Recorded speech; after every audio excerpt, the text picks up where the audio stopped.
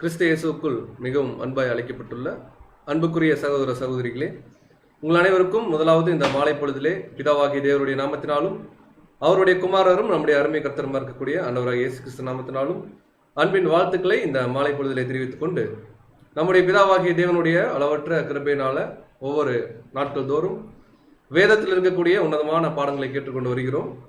இந்த ஒரு நாளிலும் கூட தேவன் ஒரு விசேஷமான ஒரு பாடத்தை வெளிப்படுத்த சித்தமாக இருக்கிறார். நம்முடைய இந்த கூட்டத்திற்கு ஆரம்பமாக நம்முடைய அன்பு சகோதரர் வினோத் பாபு அவர்கள் நம்முடைய தேவனிடத்தில் மன்றாடுவார்.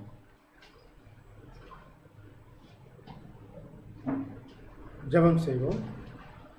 வானாதி வானங்களில் வீட்டிலிருந்து இந்த பூமியில் உள்ள மனு மக்களாக எங்களை கண்ணோக்கி பார்த்து வழிநடத்தி வருகிறதான அன்பின் நல்ல தோப்பனே, இதோ அப்பா, கடந்த நேரங்களிலும் கூட எங்களை கண்ணின் இமை போல பாதுகாத்து வழிநடத்தி இந்த ஒரு நாளையும் கிருபையாய் கொடுத்து பகல் முழுதும் எங்களை காத்து வழிநடத்தி இந்த ஒரு சாயங்கால வேலையிலும் கூட நாங்கள் சகோதரரும் சகோதரியுமாக ஒன்று கூடி வந்து உமது மேலான சத்தியத்தையும் திட்டத்தையும் நாங்கள் தெரிந்து கொள்வதற்கு நீர் பாராட்டின கிருவிக்கும் அன்புக்காகவும் கூட மீண்டுமாக எங்கள் ஆண்டவராகிய இயேசு கிறிஸ்து மூலம் துதிகளையும் நன்றிகளையும் உயர்த்துவோம்ப்பா.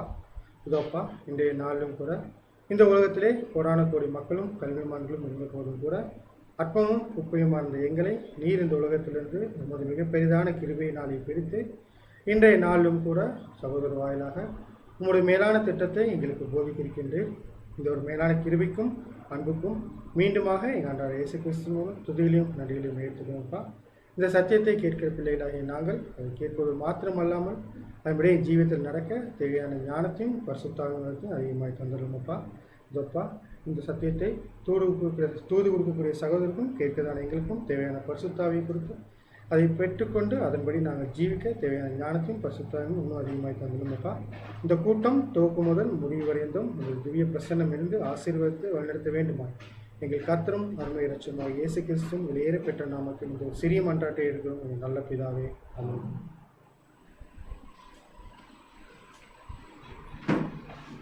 அன்புக்குரிய சகோதர சகோதரிகளே, ஒவ்வொரு நாட்கள் தோறும் தேவன் விசேஷமான பாடங்களை நமக்கு தந்து வருகிறார். ஸோ கடந்த நாட்களாக பார்த்தீங்கன்னா தீர்க்க தரிசிகளை குறித்து நம்ம பார்த்துருந்தோம். இந்த நாளில் சற்று ஒரு வித்தியாசமான ஒரு ப்ராஃபஸி தான் பார்க்க போகிறோம். இந்த பாடத்தோடைய தலைப்பு அப்படி பார்க்கும்பொழுது சன், மூன், ஸ்டார்ஸ், சூரியன், சந்திரன், நட்சத்திரங்கள் அப்படிங்கிற ஒரு தலைப்பின் கீழாக நம்முடைய அன்பு சகோதரர் ஜேம்ஸ் பாஸ்கர் அவர்கள் நம்முடைய தேவனுடைய வார்த்தையை இப்பொழுது பகிர்ந்து கொள்வோம்.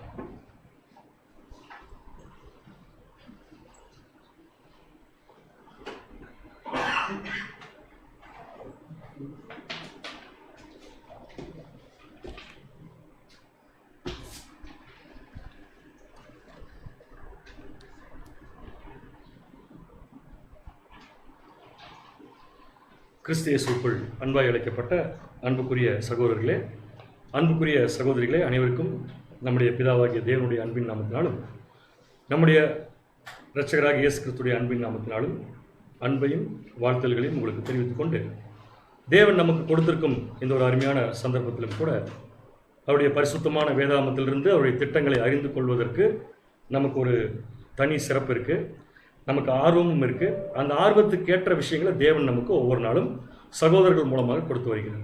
அந்த அடிப்படையில் இன்றைக்கி நம்ம பார்க்கக்கூடிய பாடத்துடைய தலைப்பு ஏற்கனவே சகோதரர் சொல்லிட்டாரு, சன், மூன், ஸ்டார்ஸ். தமிழில் சூரியன், சந்திரன், நட்சத்திரங்கள். ஸோ இந்த தலைப்பின் கீழே ஒரு பாடத்தை நம்ம பார்க்க இருக்கிறோம். இதுக்கு என்ன ஒரு விஷயம், இது ஏன் நம்ம பார்க்கணும்? சூரியன், சந்திரன், நட்சத்திரம் அப்படிங்கிறது தேவனுடைய படைப்பு. அந்த தேவனுடைய படைப்பை நம்ம ஏன் பார்க்கணும் அப்படிங்கிற கேள்விகள் கூட நமக்கு வரலாம். தேவனுடைய படைப்பை பற்றி தனியாக நம்ம படிச்சிருக்கோம். எதுக்காக சூரியனை படைச்சார், எதற்காக சந்திரனை படைச்சாரு, எதுக்காக நட்சத்திரங்களை படைச்சாரு, இதெல்லாம் எதுக்காக பூமியை கொண்டு அதுக்குள்ளே வச்சிருக்காரு, இது அப்படிங்கிற விஷயங்கள் நிறைய நம்ம கிரியேஷனில் படிச்சிருக்கோம். பட் இன்னைக்கு நம்ம பார்க்கக்கூடிய வியூ கிரியேஷனை பற்றி அல்ல. இந்த சூரியன், சந்திரன், நட்சத்திரங்களை தேவன் வச்சு அவர் வெளிச்சம் கொடுப்பதற்காக மட்டும் யூஸ் பண்ணாமல் அவருடைய திட்டத்தை சொல்கிறதுக்காக யூஸ் பண்ணுறாரு அப்படிங்கிறத நம்ம பார்க்க போகிறோம். சூரியன், சந்திரன், நட்சத்திரங்களை அவர் வெளிச்சம் கொடுப்பதற்கு மட்டும் யூஸ் பண்ணாமல் அவருடைய திட்டங்களை எக்ஸ்பிளைன் பண்ணுறதுக்கும் கொடுக்குறாரு. முதல்ல பார்த்தீங்கன்னா இந்த பிக்சரில் இப்போ ஒரு காட்சி, வானமண்டல காட்சி அப்படின்னு கூட எடுத்துக்கலாம். இதில் பார்த்தீங்கன்னா முதல்ல எர்த் அப்படின்னு ஒன்று இருக்குது, பூமி ஒன்று இருக்குது. அங்கே தான் நம்ம இருக்கோம் இப்போ எல்லாருமே. இப்போ உட்காந்து நம்ம சப்ஜெக்ட் பார்க்குறோம். நம்ம பார்க்குற சப்ஜெக்ட் பூமிக்குள்ள உட்காந்து பார்த்துட்டு இருக்கோம். கரெக்டாக நான் சொல்கிறது? அப்போ நம்ம இதுக்குள்ள இருக்கோம். எங்கே போயிட்டு வருது சப்ஜெக்ட்? பூமிக்குள் இருந்து அப்படியே பூமி விட்டு வெளியே வந்து சேட்டலைட்டுக்கு போயிட்டு அங்கேருந்து நம்ம மொபைலுக்கு வந்து பார்த்துட்டு இருக்கோம். இப்போ பாருங்க, இந்த பூமியை சுற்றி தேவன் வச்சிருக்கிற பொருட்கள் என்னன்னு பார்த்தீங்கன்னா நிறைய விஷயங்களை படைச்சு வச்சிருக்காரு. அதில் இன்னைக்கு நம்ம படிக்க போகிறது முதல் விஷயம் சூரியன், அதுக்கப்புறம் சந்திரன், அதுக்கப்புறம் நட்சத்திரங்கள். ஸோ இந்த மூன்றுக்கும் இருக்கிற ஒரு ஒற்றுமை சொல்லுங்க பார்க்கலாம். பூமி தனி, அது நம்ம இருக்கிற இடம். இந்த மூன்றுக்கு சேர்த்து ஒரு ஒற்றுமை இருக்குதுன்னு சொல்ல முடியுமா? சூரியன், சந்திரன், நட்சத்திரங்கள், இதுக்கு ஒரு ஒற்றுமை இருக்குன்னு சொல்ல முடியுமா? அதே மூன்றுமே ஒரு விஷயத்தில் ஒன்றா இருக்குது. எப்படின்னு கேட்டிங்கன்னா வெளிச்சம் கொடுக்குறது. எதுக்கு வெளிச்சம் கொடுக்கறதுக்கு? வானமண்டலத்தில் இருக்கிற விஷயங்களுக்கு வெளிச்சம் கொடுக்கறதுக்கா, பூமிக்கு வெளிச்சம் கொடுக்கறதுக்கா? பூமிக்கு வெளிச்சம் கொடுக்குறது சரியான பதில். அப்போ இந்த மூணில் இருக்கிற ஒற்றுமை என்னன்னு பார்த்தீங்கன்னா வெளிச்சம் கொடுப்பது. இந்த மூன்று விஷயம் எதுக்கு வெளிச்சம் கொடுக்குதுன்னா பூமிக்கு வெளிச்சத்தை கொடுக்குது. எல்லாமே ஒரே மாதிரி வெளிச்சத்தை கொடுக்கறது இல்லை, ஆனால் வெளிச்சத்தை கொடுக்கறதுக்காக படைக்கப்பட்ட பொருட்கள் தான் இந்த மூணுமே. இப்போ கொஸ்டின், தேவன் இந்த மூன்று விஷயத்தையும் வெளிச்சத்தை கொடுப்பதற்கு மட்டும்தான் படைச்சாரா? கொஸ்டின் ஆன்சர் காதில் வந்து விழுகுது, ஆனால் இப்போ வரைக்கும் ஒன்று வந்து விழுகலை. இந்த மூன்று விஷயத்தையும் தேவன் வெளிச்சம் கொடுப்பதற்கு மட்டும்தான் படைச்சாரா? S R no? ரொம்ப சிம்பிளான பதில். இல்லை. இல்லைன்னா தெரியல, இல்லை. ஸோ வசனம் வாசிச்சிடலாமா? வசனம் வாசிக்கலாம். ரொம்ப முக்கியமான ஒரு வசனம் இந்த சப்ஜெக்ட்டுக்கு. இந்த வசனத்தை படித்ததுக்கு அப்புறம் தான் இந்த சப்ஜெக்ட் ரொம்ப ஆழமாக போகணுங்கிற எண்ணம் நம்முடைய சகோதரர்களுக்கு வந்திருக்கு. வாசிக்கலாம். ஆதியாகமம் 1ஆம் அதிகாரம் 14ஆம் வசனம். இது கிரியேஷன் தேவன் பண்ணும்போது சூரியன், சந்திரன், நட்சத்திரங்களை படைத்துடைய பர்பஸ் அவர் வந்து சொல்றார். ஆதியாகமம் 1ஆம் அதிகாரம் 14ஆம் வசனம் வாசிங்க. ஆதியாகமம் 1ஆம் அதிகாரம் 14ஆம் வசனம். பின்பு தேவன் பகலுக்கும் இரவுக்கும் வித்தியாசம் உண்டாகத்தக்கதாக. Very clear. பகல் வேற இரவு வேறன்னு வித்தியாசம் உண்டாக்கத்தக்கதாக வானம் என்கிற ஆகாய விரிவிலே சுடர்கள் உண்டாக கடவது. வானம் என்கிற ஆகாய விரிவிலே என்ன உண்டாக கடவுது? சுடர்கள். சுடர் கிடையாது, சுடர்கள் உண்டாக கடவுது.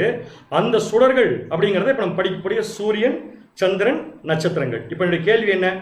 சூரியன், சந்திரன், நட்சத்திரங்கள் எதற்கு படைக்கப்பட்டுச்சு? எதுக்காக உருவாக்கப்பட்டுச்சு? இப்ப அவர் சொல்றாரு அவைகள். முதல் விஷயம் என்னதுல? முதல் விஷயம் எதுக்குன்னு கேட்டீங்கன்னா அடையாளம். புரியுதா உங்களுக்கு? ஸோ வெளிச்சம் கொடுப்பதற்காக மாத்திரம் அவைகள் படைக்கப்பட்டது கிடையாது, அடையாளங்களுக்காகவும். அடுத்ததுங்க காலங்களையும் நாட்களையும் வருஷங்களையும் குறிக்கிறதுக்காகவும் இருக்க கடவுது என்றார். இப்போ நம்முடைய கேள்வி, அடையாளம் போட்டிருக்கே, இந்த அடையாளம்னா என்ன முதல்ல? அப்போ சூரியன், சந்திரன், நட்சத்திரங்களை தேவன் படைத்தது அடையாளங்களுக்காகவும் சேர்த்துதான். Not only light, not only வெளிச்சம். அப்படின்னா இந்த அடையாளம் அப்படிங்கிறத நம்ம எப்படி புரிஞ்சுக்கிறது? அடையாளம்னா என்ன? நம்ம ஏற்கனவே படிச்சிருக்கோம் அடையாளத்தை பற்றி. ஆங்கிலத்தில் பார்த்தீங்கன்னா இந்த வார்த்தை வந்து சயின்ஸ் அப்படின்னு இருக்கும். SIGNS science. ஸோ இந்த சைன் அப்படிங்கிற வார்த்தையில வந்தால் சிம்பிள், அந்த சிம்பிள்ங்கிற வார்த்தையிலேருந்து வந்தால் அடையாளம். அப்போ தேவன் வந்து இந்த சூரியன், சந்திரன், நட்சத்திரங்களை படைச்சதுடைய முக்கியமான இன்னொரு நோக்கம் என்னன்னு பார்த்தீங்கன்னா சயின்ஸ், அடையாளங்கள். இப்போ இங்கிலீஷில் அதே வார்த்தையை வாச்சோம்னா NIVல பாருங்க. And God said let there be lights, not light, lights in the expanse of the sky to separate the day from the night அப்படின்னு முடிச்சுட்டு அடுத்தது அண்ட் அப்படின்னா அதுவும் சேர்த்து and let them serve as signs to mark the seasons and days and years கொடுத்துருக்காரு. So இந்த sign அப்படிங்கிற வார்த்தையிலிருந்து தான் நம்ம அடையாளம் அப்படிங்கிற வார்த்தையை எடுத்திருக்கோம். நம்ம ஏற்கனவே பைபிள் அடையாள பாஷைகள் நிறைய படிச்சிருக்கோமா இல்லையா? பாருங்க, இப்போ நான் போடுறதுல ஒரு அடையாள பாஷை, இது ஒரு அடையாள பாஷை ஆடு. அடுத்து இது அடையாள பாஷை, இது என்னது? உப்பு. இது ஒரு அடையாள பாஷை, இது என்னது? மரம். இப்ப பதில் சொல்லுங்க பார்க்கலாம். இப்ப நான் போட்டிருக்கிறது ஆடு, உப்பு, மரம். இந்த மூணுமே ஆடு, உப்பு, மரத்தை தான் குறிக்குமா பைபிள்ல? எதை குறிக்கும்? ஆடு மனிதர்களை குறிக்கும். சரியான பதில். மனிதர்கள் சொல்ற கிறிஸ்துவை ஃபாலோ பண்ணக்கூடியவங்களை குறிக்கும். அப்புறம் பின்னாடி உலக ஜனங்களை குறிக்கும். அடுத்தது உப்புங்கிறது உலக ஜனங்களையா? சபையை. மரம்ங்கிறது சபை. மனுஷன் சொல்றத விட ஸ்பெசிஃபிக்கா சபைன்னு எடுத்துக்கலாம். 1000 வருஷத்துல என்டையர் உலக ஜனங்கள் வருவாங்க. அப்ப நான் சொன்ன இந்த பொருட்கள் எல்லாமே ஒரு அடையாளம். எதற்கு அடையாளம்னா சபைக்கு ஒரு அடையாளமா இருக்கு, ஒட்டுமொத்த மனுக்குலத்துக்கு ஒரு அடையாளமா இருக்கிற மாதிரி தேவன் ஆகாய மண்டலத்துல படைச்ச சூரியன், சந்திரன், நட்சத்திரங்கள் எல்லாமே என்னவாகவும் இருக்காமா? அடையாளங்களாகவும் இருக்கு. இப்ப நம்ம என்ன கண்டுபிடிக்கணும்? ஆடுன்னா திருச்சபையின் பிள்ளைகள், உப்புன்னா திருச்சபையின் பிள்ளைகள், மரம் அப்படின்னா திருச்சபையின் பிள்ளைகள் ஒரு அடையாளம் மாதிரி சூரியன்னா என்ன அடையாளம், சந்திரன்னா என்ன அடையாளம், நட்சத்திரங்கள்னா என்ன அடையாளம். அதுக்கு அடுத்தது இந்த மூணு சேர்ந்து பைபிள் அடிக்கடி வரும். சூரியன், சந்திரன், இந்த மூணு சேர்ந்தா என்ன அடையாளம்? திருப்பி சொல்றேன், சூரியன் என்ன அடையாளம், சந்திரன் எதற்கு அடையாளம், நட்சத்திரங்கள் எதற்கு அடையாளம், தனித்தனியா. அடுத்தது பைபிள் இந்த 3 விஷயங்கள் சேர்ந்து வரும் நிறைய இடத்துல. அப்படி சேர்ந்து வரும்போது இது எதுக்கு அடையாளம் அப்படிங்கிறதையும் கண்டுபிடிக்கிறது தான் இந்த சப்ஜெக்ட்குள்ள நம்ம போறோம். அவசரப்பட்டு யாரும் பதில் சொல்ல வேண்டாம், தெளிவாக ஒவ்வொரு பாயிண்டா பார்த்து நம்ம உள்ள போகலாம். ஸோ சூரியன், சந்திரன், நட்சத்திரங்கள் எதற்கு அடையாளம் கண்டுபிடிக்கிறதுக்கு இந்த 3ல எதை முதல்ல இப்போ நான் எடுக்க போறேன்னு பார்த்தீங்கன்னா நட்சத்திரங்கள். ஏன்னா அது கிளாரிஃபை ஆனது தான் சூரியனும் சந்திரனும் கிளாரிஃபை ஆகும். சரிங்களா? நட்சத்திரங்கள் எதற்கு அடையாளம் அப்படிங்கிறத ஒரு வசனம் தரேன், அதுக்கப்புறம் நீங்க சொல்லுங்க, அவசரப்பட்டு சொல்லிட வேண்டாம். சரிங்களா? அந்த வசனம் எங்க இருக்குன்னு பார்த்தீங்கன்னா பழைய ஏற்பாட்டில் ஆதியாகமம் புஸ்தகத்துல தேவன் ஆபிரகாம் ஆசீர்வதிக்கும் போது கொடுக்கப்பட்ட ஒரு வாக்கு தத்துவம். அந்த வாக்கு தத்துவத்துல தேவனே ஒரு சந்ததிக்கு நட்சத்திரத்தை கம்பேர் பண்றாரு. வாசிக்கலாம் பாருங்க. ஆதியாகமம் 22ஆம் அதிகாரம் 17ஆம் வசனம். ஆதியாகமம் 22ஆம் அதிகாரம் 17ஆம் வசனம். நான் உன்னை ஆசீர்வதிக்கவே ஆசீர்வதித்து உன் சந்ததியை வானத்து நட்சத்திரங்களைப் போலவும். சோ இந்த இடத்துல என்ன வார்த்தை வந்துருச்சு? வானத்து நட்சத்திரங்களை போலவும், கடற்கரை மணலை போலவும் பெருகவே பெருக பண்ணுவேன் என்றும் சந்ததியார். போதும். சோ இப்போ நமக்கு என்ன தேவை இந்த வார்த்தையில? நட்சத்திரங்கள் அப்படிங்கிறது தேவை. இப்போ ஒரு விஷயம் நல்லா கவனிச்சீங்கன்னா, சூரியன், சந்திரன், நட்சத்திரம் இந்த 3 வார்த்தையை மனசுக்குள்ள கொண்டு நிறுத்திட்டு இந்த வசனத்தை கவனிச்சு பாருங்க. இந்த வசனம் நட்சத்திரத்தை பத்தி சொல்லுதா, நட்சத்திரங்களை பத்தி சொல்லுதா? கேள்வி புரியல. நட்சத்திரத்தை பத்தி சொல்லுதா, நட்சத்திரங்களை பத்தி சொல்லுதா? அடுத்த சரியான பதில் நட்சத்திரங்கள். அடுத்தது இன்னொரு கேள்வி, வானமண்டலத்தில் தேவன் வச்சிருக்கிறது சூரியன், சந்திரன், நட்சத்திரமா? சூரியன், சந்திரன், நட்சத்திரங்களா? புரியல கேள்வி. வானமண்டலத்தில் தேவன் வச்சிருக்கிறது சூரியன், சந்திரன், நட்சத்திரமா அல்லது சூரியன், சந்திரன், நட்சத்திரங்களா அப்படின்னு என்ன புரியுது உங்களுக்கு? நட்சத்திரங்கள்ங்கிறது ஒன்றுக்கும் மேற்பட்டது. அப்ப அடையாள பாஷை என்னன்னு கண்டுபிடிக்கணும்னா முதல்ல க்ளூ கிடைக்கும் நமக்கு. அப்ப நட்சத்திரங்களுக்கு எப்பவுமே எத்தனையா இருக்காது, கண்டிப்பா ஒன்னா இருக்காது, ஒன்றுக்கும் மேற்பட்டது. ஆனா சூரியன் ஒண்ணுதான், சந்திரன் ஒண்ணுதான். அது கிளியரா இருக்குமா? அப்படின்னா இந்த இடத்துல தேவன் சொல்லியிருக்கிற வானத்து நட்சத்திரம் அப்படிங்கிறது ஒரு சந்ததியை தான் குறிக்குங்கிறது பைபிள்ல தெளிவா இருக்கு. பாத்தீங்கன்னா உன் சந்ததியை தான் எப்படி ஆசீர்வதிப்பேன்னு சொல்றாரு வானத்து. அப்ப வானத்து நட்சத்திரம் சொன்னாலே ஜனக்கூட்டம் அப்படின்னு எடுத்துக்கலாமா? ஜனக்கூட்டம். நட்சத்திரம் சொல்ல ஜனக்கூட்டம் எப்படி? அங்க பாருங்க வசனத்தை கவனிங்க. தான் உன் சந்ததின்னு சொல்லியிருக்காரு. அப்ப சந்ததினா யார்? ஆடு மாடா? சந்ததினா யார் தான்? ஜனங்கள். அப்ப நட்சத்திரம் அப்படிங்கிறது பொதுவாகவே யாரை குறிக்குன்னு பாத்தீங்கன்னா ஜனங்களை குறிக்கும். புளூரல் நட்சத்திரம். நட்சத்திரங்கள் தேவதூதர்கள். முதல் தேவனால் படைக்கப்பட்ட நட்சத்திரங்கள் அப்படின்னு சொல்றேன். நான் ஏற்கனவே சொல்லிட்டேன், தேவன் அடையாள பாஷையில் யூஸ் பண்றப்ப சூரியன் ஒண்ணுதான், ஒரே எண்ணிக்கை தான். சந்திரன் ஒண்ணுதான். நட்சத்திரங்கள் புளூரல். அப்ப நட்சத்திரங்களுக்கு நிறைய பேர் இருப்பாங்கல்ல, அந்த நிறைய பேர்ல முதல் தேவன் உண்டாக்குன 2 நட்சத்திரங்கள் யாருன்னு கேட்டேன். ரொம்ப கஷ்டப்பட வேண்டிய அவசியமே இல்லை. வாசிடலாம் பாருங்க. யோபு 38ஆம் அதிகாரம் 7ஆம் வசனம். யோபு 38ஆம் அதிகாரம் 7ஆம் வசனம். அப்பொழுது விடியற்காலத்து நட்சத்திரங்கள் ஏகமாய் பாடி. என்ன நட்சத்திரம்? நட்சத்திரமா நட்சத்திரங்களா? நட்சத்திரங்கள். என்ன நட்சத்திரங்கள்? விடியற்காலத்து நட்சத்திரங்கள். ஏர்லி ஸ்டார்ஸ் அப்படின்னு இருக்கும். ஏர்லி ஸ்டார்ஸ் அர்த்தம் எல்லாத்துக்கும் முன்னாடியே படைக்கப்பட்ட நட்சத்திரங்கள். 2 நட்சத்திர பேர் சொல்லுங்க. ஒரு நட்சத்திரம் இயேசு கிறிஸ்து, இன்னொரு நட்சத்திரம் சாத்தான். Okay right. இதை சொல்றதுக்கு ரொம்ப கஷ்டப்படுறோம், ஏன்னு தெரியல. அப்ப பேசிக்ல நம்ம இன்னும் ஸ்ட்ராங் ஆகணும், அதான் முக்கியமான விஷயம். சரிங்களா? ஒரு நட்சத்திரம் இயேசு கிறிஸ்து, இன்னொரு நட்சத்திரம் யாருங்க? சாத்தான். இப்ப பாருங்க தேவனுடைய திட்டத்துக்குள்ள போலாம். எப்படி போலாம்னா, இப்ப இந்த 2 நட்சத்திரத்தையுமே தேவன் படைச்சோடைய பர்பஸ் ஒண்ணுதான். என்ன பர்பஸ்ன்னு கேட்டீங்கன்னா வெளிச்சம் கொடுக்கறதுக்கு தான். Right or wrong? தேவன் இயேசு கிறிஸ்துவ உருவாக்குனதும் வெளிச்சம் கொடுக்கறதுக்கு தான். அதே மாதிரி சாத்தானை உருவாக்குனதும் வெளிச்சம் கொடுக்கறதுக்கு தான். ஒரு காலகட்டம் வந்த உடனே தேவன் என்ன முடிவு பண்ணார்னா, இந்த 2 நட்சத்திரத்தையும் பூமிக்கு அனுப்புறதுக்கு முடிவு பண்ணிட்டார். ஒரு காலகட்டம் வர்றப்ப தேவன் கிளியரா முடிவு பண்ணிட்டாரு, இந்த 2 நட்சத்திரத்தை எங்க அனுப்பலாம்? பூமிக்கு அனுப்பலாம்னு சொல்லி முடிவு பண்ண உடனே ஒவ்வொரு நட்சத்திரமும் வேற வேற காலப்பகுதியில பூமிக்கு அனுப்பப்பட்டுச்சு. இப்ப பாருங்க, திருப்பி சப்ஜெக்ட்குள்ள போயிடலாம். இதுல இயேசு கிறிஸ்து அப்படிங்கிற நட்சத்திரம் தேவனால் பூமிக்கு அனுப்பப்பட்டுச்சா? கொஸ்டின். ஓகே, அந்த அளவுக்கு உள்ள போல, டெப்தா போல.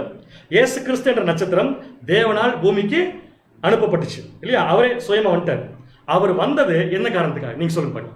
வந்தது என்ன காரணத்துக்காக? அவர் வந்த உடனே அந்த வசனத்தை வச்சு தான் கண்டுபிடிச்சோம். தேவன் நட்சத்திரத்தை படைச்சதும் வெளிச்சம் கொடுக்கறதுக்கு தான். சந்திரனை படைச்சதும் வெளிச்சம் கொடுக்கறதுக்கு தான். அடுத்தது சூரியனை படைச்சதும் வெளிச்சம் கொடுக்கறது தானா? இந்த 3 பொருள்களும் சேர்ந்து வெளிச்சம் கொடுக்கறது தான் வந்துச்சுன்னா இப்போ நம்ம 2 நட்சத்திரத்தை எடுத்துருக்கோம்.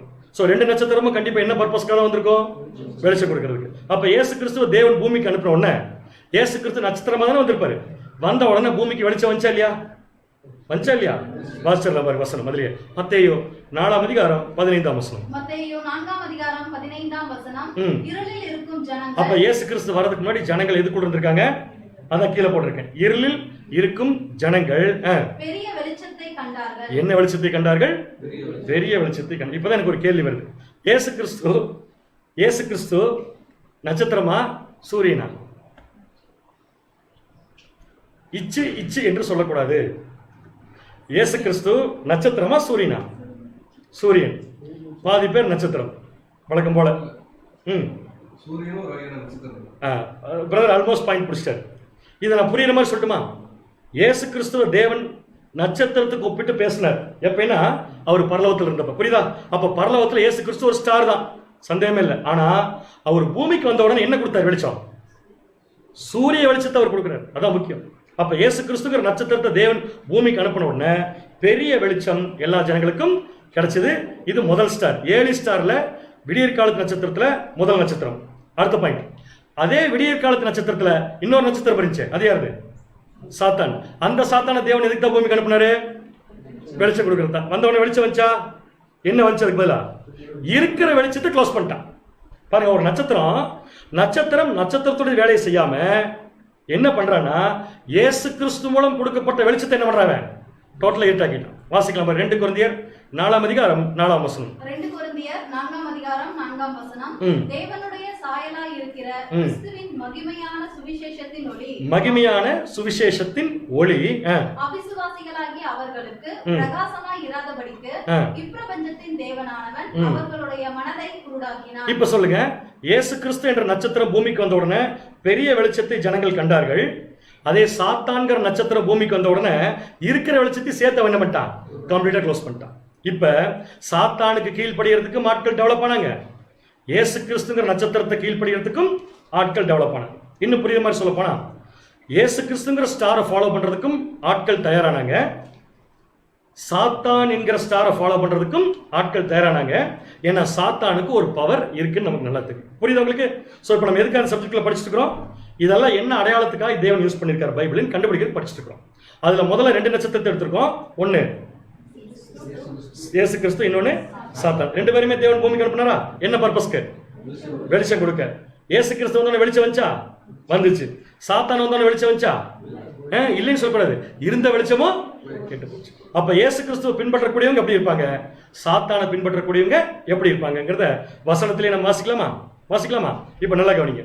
இப்ப சாத்தானை பின்பற்றக்கூடிய ஜனங்கள் இயேசு கிறிஸ்துங்கிற நட்சத்திரத்தை பின்பற்றக்கூடிய ஜனங்களை என்ன செஞ்சாங்க? கேள்வி புரியுதா உங்களுக்கு? சாத்தான்கிற நட்சத்திரத்தை ஃபாலோ பண்ணக்கூடிய ஜனங்கள் இயேசு கிறிஸ்து என்ற நட்சத்திரத்தை பின்பற்றக்கூடிய ஜனங்களை என்ன செய்தார்கள்? டக்குன்னு சொல்ல முடியுமா பதில்? வாசிங்க வசனம். தானியேல் 8ஆம் அதிகாரம் 10ஆம் வசனம். அது வானத்தின் சேனை பரியந்தம் வளர்ந்து. அதுங்கிறது இந்த இடத்துல பாபிலோன். நம்ம தனியா படிச்சுக்கலாம். அந்த பாபிலோனுடைய வளர்ச்சி எப்படி வளர்ச்சாமா?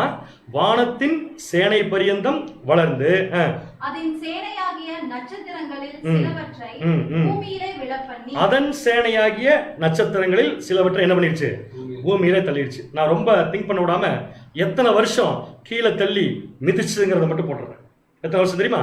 1260 வருஷம். இப்ப சொல்லுங்க, ஒரு ஸ்டார் இன்னொரு ஸ்டாரை மிதிக்குது. அதான் கரெக்டான பதில்.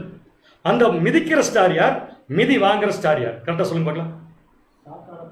சாத்தானை ஃபாலோ பண்றவங்க மிதிக்கிறவங்க. அவனு ஒரு ஸ்டார். அவன் வெளிச்சம் கொடுக்காம இருட்ட கொடுத்தான். இயேசு கிறிஸ்து ஒரு ஸ்டார். அவரை ஃபாலோ பண்ணக்கூடிய ஜனங்கள் சபையின் பிள்ளைகள். அந்த சபையின் பிள்ளைகளை சாத்தானுடைய பிள்ளைகள் சேர்ந்து என்ன பண்றாங்க? இப்ப மிதிக்கிறாங்க. அப்ப நட்சத்திரம் சொன்னாலே அது யாரை குறிக்கும் எடுத்துக்கல? சபையின் பிள்ளைகளா? நட்சத்திரம் சொன்ன யார் எடுத்துக்கலாம்னா ஒரு குரூப் ஆஃப் பீப்புள் யார் வெளிச்சம் கொடுக்குறாங்களோ அவங்க தான். அப்ப பாபிலோன் அப்படிங்கிற அமைப்பு உண்மையான தேவனுடைய பிள்ளைகளை 1260 வருஷம் துன்புறுத்துவதற்கு காரணம் என்னன்னா, பாபிலோன் சாத்தான்கிற நட்சத்திரத்தை ஃபாலோ பண்ணுது. உண்மையான தேவனுடைய பிள்ளைகள் இயேசு கிறிஸ்து என்ற நட்சத்திரத்தை ஃபாலோ பண்றாங்க. 2 பேர் பூமிக்கு வந்ததுனால 2 குரூப் ஆஃப் பீப்புள் இப்ப என்ன ஆயிட்டாங்க, டெவலப் ஆயிட்டாங்க. புரிஞ்சு உங்களுக்கு? அடுத்தது, சபையின் வாய்ப்பை பெற்ற ஜனங்கள் சாத்தானை என்ற ஸ்டாரை பின்பற்றுவார்களா? சபையின் வாய்ப்புக்குள்ள வந்த ஜனங்கள்.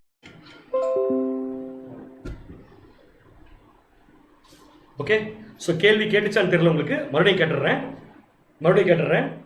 சபையின் வாய்ப்பை பெற்ற ஜனங்கள், அதாவது இயேசு கிறிஸ்துடைய நட்சத்திரம், இயேசு கிறிஸ்து அப்படிங்கிற நட்சத்திரத்தை ஃபாலோ பண்ணி வந்த ஜனங்கள் சாத்தான் என்கிற நட்சத்திரத்தை ஃபாலோ பண்ணுவாங்களான்னு கேட்டேன். பட் அவங்களும் ஸ்டார் தான். அதுக்கு நம்ம பதில் படிக்கலாம்னு போனோம். வாசிக்கலாம். யூதா 13ஆம் வசனம் வாசிக்க முடியுமா? யூதா 13ஆம் வசனம், தங்கள் அவமானங்களை நுரை தள்ளுகிற அமளியான கடல் அலைகளும் மார்க்கம் தப்பி அலைகிற நட்சத்திரங்களுமாய் இருக்கிறார்கள். பாருங்க, இங்க ஒரு நட்சத்திரத்தை பத்தி பேசியிருக்கு. இந்த நட்சத்திரத்துக்கு என்ன பேருனா மார்க்கம் தப்பி அலைகிற நட்சத்திரம். யாரா இருக்குது? மார்க்கம் தப்பி அலைகிற நட்சத்திரம் யாரா இருக்குன்னு கேக்குறேன். எங்க இருக்கிறவங்க கேக்குறேன். சாத்தான பின்பற்றக்கூடியவங்க தான். எங்க இருக்கிறவங்க கேக்குறேன். யூதா நிருபம் யாருக்கு எழுதப்பட்டது? திருப்பி அதில் ஸ்டார்ட் பண்ணும். யூதா புஸ்தகத்திலிருந்து. யூதா புஸ்தகம் யாருக்கு எழுதப்பட்டுச்சுன்னு கேட்டேன். இயேசு கிறிஸ்துங்கிற ஸ்டாரை பின்பற்றக்கூடிய ஜனங்களுக்கு. கரெக்டா? இப்ப இயேசு கிறிஸ்துங்கிற ஸ்டாரை பின்பற்றக்கூடிய ஜனங்களுக்கு இப்ப பேர் கொடுக்கிறார் யூதா. மார்க்கம் தப்பி அலைகிற நட்சத்திரங்களா இருக்கிறார்கள். இவர்களுக்காக இவங்களுக்காக என்ன வைக்கப்பட்டிருக்குது? என்றென்றைக்கும் காரில். அப்ப சொல்லுங்க பார்க்கலாம், காரில் அப்படிங்கிறது எந்த நட்சத்திரம்? காரில் அப்படிங்கிறது எந்த நட்சத்திரம் கேட்டேன். சாத்தான்கிற நட்சத்திரம். இவங்க ஆக்சுவலா எந்த நட்சத்திரத்தை ஃபாலோ பண்ண வந்திருக்காங்க? கிறிஸ்து. ஏன் இப்படி ஆனாங்க? அதுக்கு தான் பதில் கொடுக்குறாரு. அவங்க ஏன் இப்படி ஆனாங்கன்னா யூதா 1:11 வாசிங்க. யூதா 11ஆம் வசனம், இவர்களுக்கு ஐயோ, இவர்கள் காயினுடைய வழியிலே நடந்து பிலேயாம் கூலிக்காக செய்த வஞ்சகத்திலே விரைந்தோடி கோரா எதிர்த்து பேசின பாவத்துக்குள்ளாகி கெட்டு போனார்கள். யார் கெட்டு போவா? எந்த பொருள் கெட்டு போகுது? ஒரு பொருள் கெட்டு போச்சு என்ன அர்த்தம்? நல்லா இருந்துச்சு, கெட்டு போச்சு. கெட்டு போன பொருள் கெட்டு போச்சுன்னு சொல்ல முடியுமா? அப்ப இந்த ஜனங்கள் யாரா இருக்கும்? இவர்கள் வேற யாரும் இல்ல, இயேசு கிறிஸ்து என்ற ஸ்டாரை ஃபாலோ பண்ணி வந்தவங்க. ஆனா இப்ப யாரை ஃபாலோ பண்ணிருக்காங்க? சாத்தான்கிற ஸ்டாரை ஃபாலோ பண்ணிருக்காங்க. அதனாலதான் இந்த நட்சத்திரத்துக்கு என்ன பேருனா மார்க்கம் தப்பி அலைகிற நட்சத்திரங்களமா இருக்கிறது. இவர்களுக்காக என்றென்றைக்கும் என்ன வைக்கப்பட்டிருக்குது? காரில். இது சாத்தானை பின்பற்றக்கூடிய நட்சத்திரங்கள். இயேசு கிறிஸ்துவை பின்பற்றக்கூடிய நட்சத்திரங்கள் எப்படி இருப்பாங்க பார்க்கலாமா? இயேசு கிறிஸ்துவை பின்பற்றக்கூடிய நட்சத்திரங்கள் இப்படி இருப்பாங்க. இப்படித்தான் இருப்பாங்க. எப்படி இருப்பாங்க பாருங்க. 7 ஸ்டாரா இருப்பாங்க. 7 ஸ்டார்ஸ்.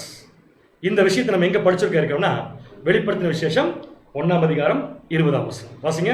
வெளிப்படுத்தல் 1ஆம் அதிகாரம் 20ஆம் வசனம், என் வலது கரத்தில் நீ கண்ட 7 நட்சத்திரங்களின் ரகசியத்தையும் 7 நட்சத்திரங்களின் ரகசியத்தையும் 7 பொன் குத்து விளக்குகளின் ரகசியத்தையும் எழுது.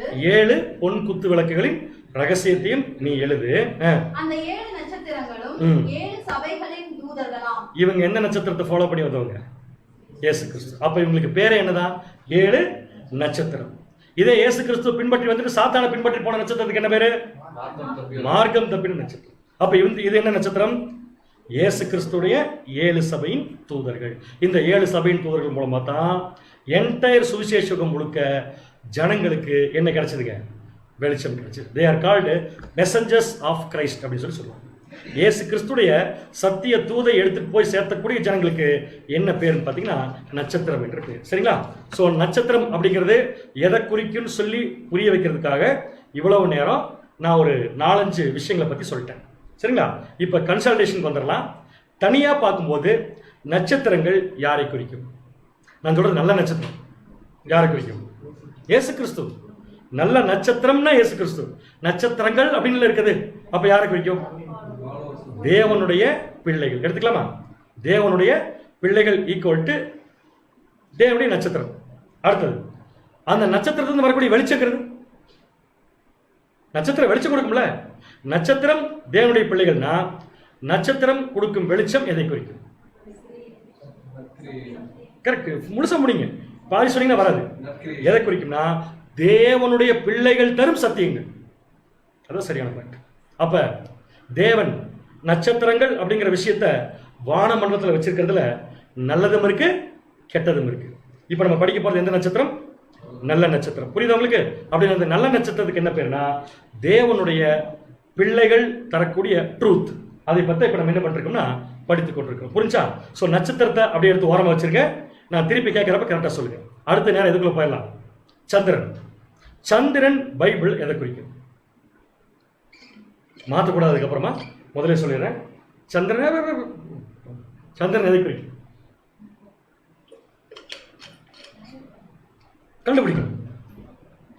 நியாயப்பிரமாணங்கிற பதில் நியாயப்பிரமாணமா வெளியே வராதனால அது எப்படி நியாயப்பிரமாணம் கண்டுபிடிக்கும்? எப்படி சந்திரன் நியாயப்பிரமாணத்தை குறிக்கும் அப்படின்னு பார்த்தீங்கன்னா, தேவன் பாருங்க படைக்கும் போதே ஒவ்வொன்றுக்கும் அடையாளத்துக்காக தான் படைச்சிருக்காரு.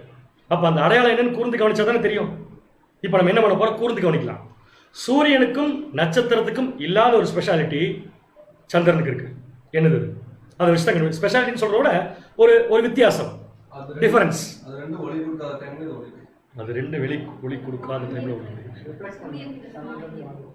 அதை சகோதரர் சொல்றாரு, சந்திரன் வந்து சூரியன் கிட்ட இருந்து வாங்கி ரிஃப்ளெக்ட் பண்ண. நான் கேட்குற கேள்வி அதல்ல. சந்திரன் கிட்டையும் நட்சத்திரங்கள் கிட்டையும் இல்லாத ஒரு விஷயம், சாரி, சூரியன் கிட்டையும் நட்சத்திரங்கள் கிட்டையும் இல்லாத ஒரு விஷயம் சந்திரன் இருக்குது. என்னது? ஸ்டேஜஸ். ஸ்டேஜஸ். அதனால தான் அவசர அவசரமாக திருப்பாதீங்கன்னு சொன்ன ஸ்லைடை. ஸ்டேஜஸ் இல்லையா? நான் என்ன பண்ண போகிறேன், இந்த ஸ்டேஜ் எல்லாம் என்ன, இது எப்படி வந்தது அப்படின்லாம் படிக்க போகிறதில்ல. இந்த ஸ்டேஜை வச்சு நிலான்னா என்னன்னு கண்டுபிடிக்க போகிறோம், சந்திரனா என்னன்னு கண்டுபிடிக்க போகிறோம். ஸோ ரெண்டு முக்கியமான ஸ்டேஜை மட்டும் எடுத்துக்கலாம். ஒன்று ஒரு எக்ஸ்ட்ரீம், அதுக்கு பேர் ஃபுல் மூன். ஒரு தடவை சொல்லிடலாமா? என்ன மூன்? Full moon. ஃபுல் மூணுங்கிற தமிழ் என்ன சொல்லுவான்? பௌர்ணமி. சரியான பதில், பௌர்ணமி. இது நிறைய பேர் கன்ஃபியூஷன். அதோடைய எக்ஸ்ட்ரீம் அடுத்த ஸ்டேஜ் என்ன? ஒண்ணுமே இல்லை, இருட்டு, ஃபுல் இருட்டு. தெரியுதா நான் மார்க் பண்ணிக்கிறது? ஒண்ணுமே இல்லை, ஃபுல் இருட்டு. அப்படியே போட்டு போட்டு பார்த்துக்கோங்க, ஈஸியாக இருக்கும். அதுக்கு என்ன பேரு? அமாவாசை. இது ரெண்டு எக்ஸ்ட்ரீம் இல்லையா? இந்த ரெண்டுமே ரெண்டு எக்ஸ்ட்ரீம். இப்போ சொல்லுங்க பார்க்கலாம். பௌர்ணமி அன்னைக்கு சந்திரனின் வெளிச்சம் எப்படி இருக்கும்? வெளிச்சமா இருக்கும். சூப்பர். அமாவாசை அன்னைக்கு நிலம் எப்படி இருக்கும்? இருட்டா இருக்கும். அது இருட்டாகிறது இல்லை, பூமிக்கு அதோடைய ஒளி அப்படித்தான் வந்து சேருது. ஸோ பௌர்ணமினா ஃபுல் வெளிச்சம், அமாவாசைனா சுத்தமாக வெளிச்சம் இல்லை. பௌர்ணமி வந்துருச்சுன்னா அடுத்து என்ன வந்துடும்? கரெக்ட் சொல்லுங்க, என்ன வந்துடும்? கொஞ்சம் கொஞ்சமா ஸ்டேஜ் மாதிரி அமாவாசை வந்துடும். அமாவாசை வந்துருச்சுன்னா அடுத்தது கொஞ்சம் கொஞ்சமா ஸ்டேஜ் மாதிரி பௌர்ணமி வந்துடும். இப்போ எதுக்காக இதெல்லாம் சொல்றீங்கன்னு கேட்குறீங்களா? இது ஒரு சுழற்சி. இதை வச்சு தான் நாம இப்ப நிலாங்கிறத தேவன் என்ன அடையாளத்துக்காக யூஸ் பண்ணியிருக்கான்னு கண்டுபிடிப்போம். ஓகே, ஸோ இப்போ நேரா வானமண்டலத்துக்கு போயிடுறேன். சூரியன் இருக்கு அந்த பக்கம், அதை விட்டுருங்க. இந்த பக்கம் மூணுடைய மூமெண்ட் பார்த்துருக்கு. மூணுனா சந்திரனுடைய மூமெண்ட் பார்த்துருக்கு. கிளாக் வைஸா ஆன்டி கிளாக் வைஸா? அப்படின்னு என்னன்னு தானே கேட்குறீங்க. இது கிளாக் வைஸ்ல போதா ஆன்டி கிளாக் வைஸ்ல போதா கேட்குறீங்க? ஏறமா இருக்கு. Anticlockwise. Anticlockwise ஞாபகம் வச்சுக்கோங்க. இதுக்கு பேரு நியூ மூன். நான் மார்க் பண்ணிருக்கேன். இதுக்கு பேரு நியூ மூன். நியூ மூன் என்ன?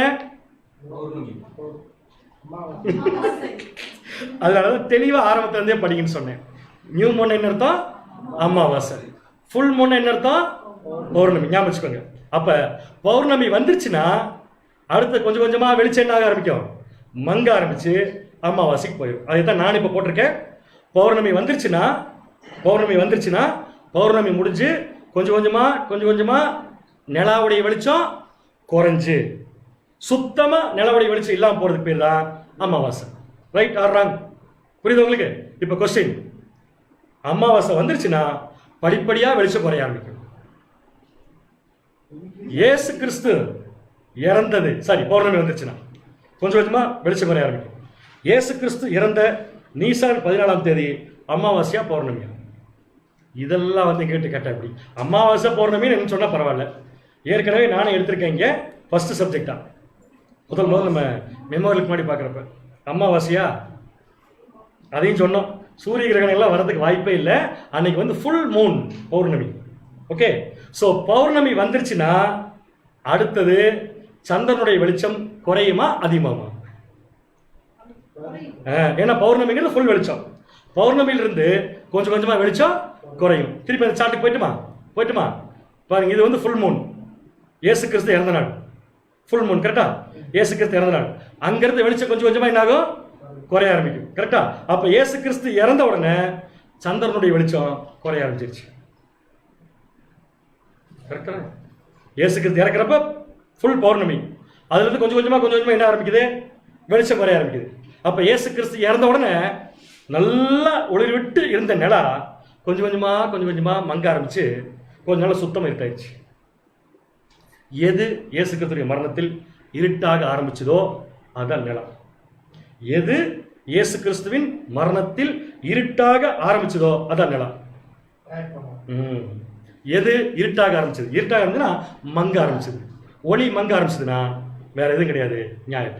புரியுதா உங்களுக்கு? அப்ப நிலான்னா எதுன்னு கேட்டா ஈஸியா சொல்லிடலாமா? எதுதான்?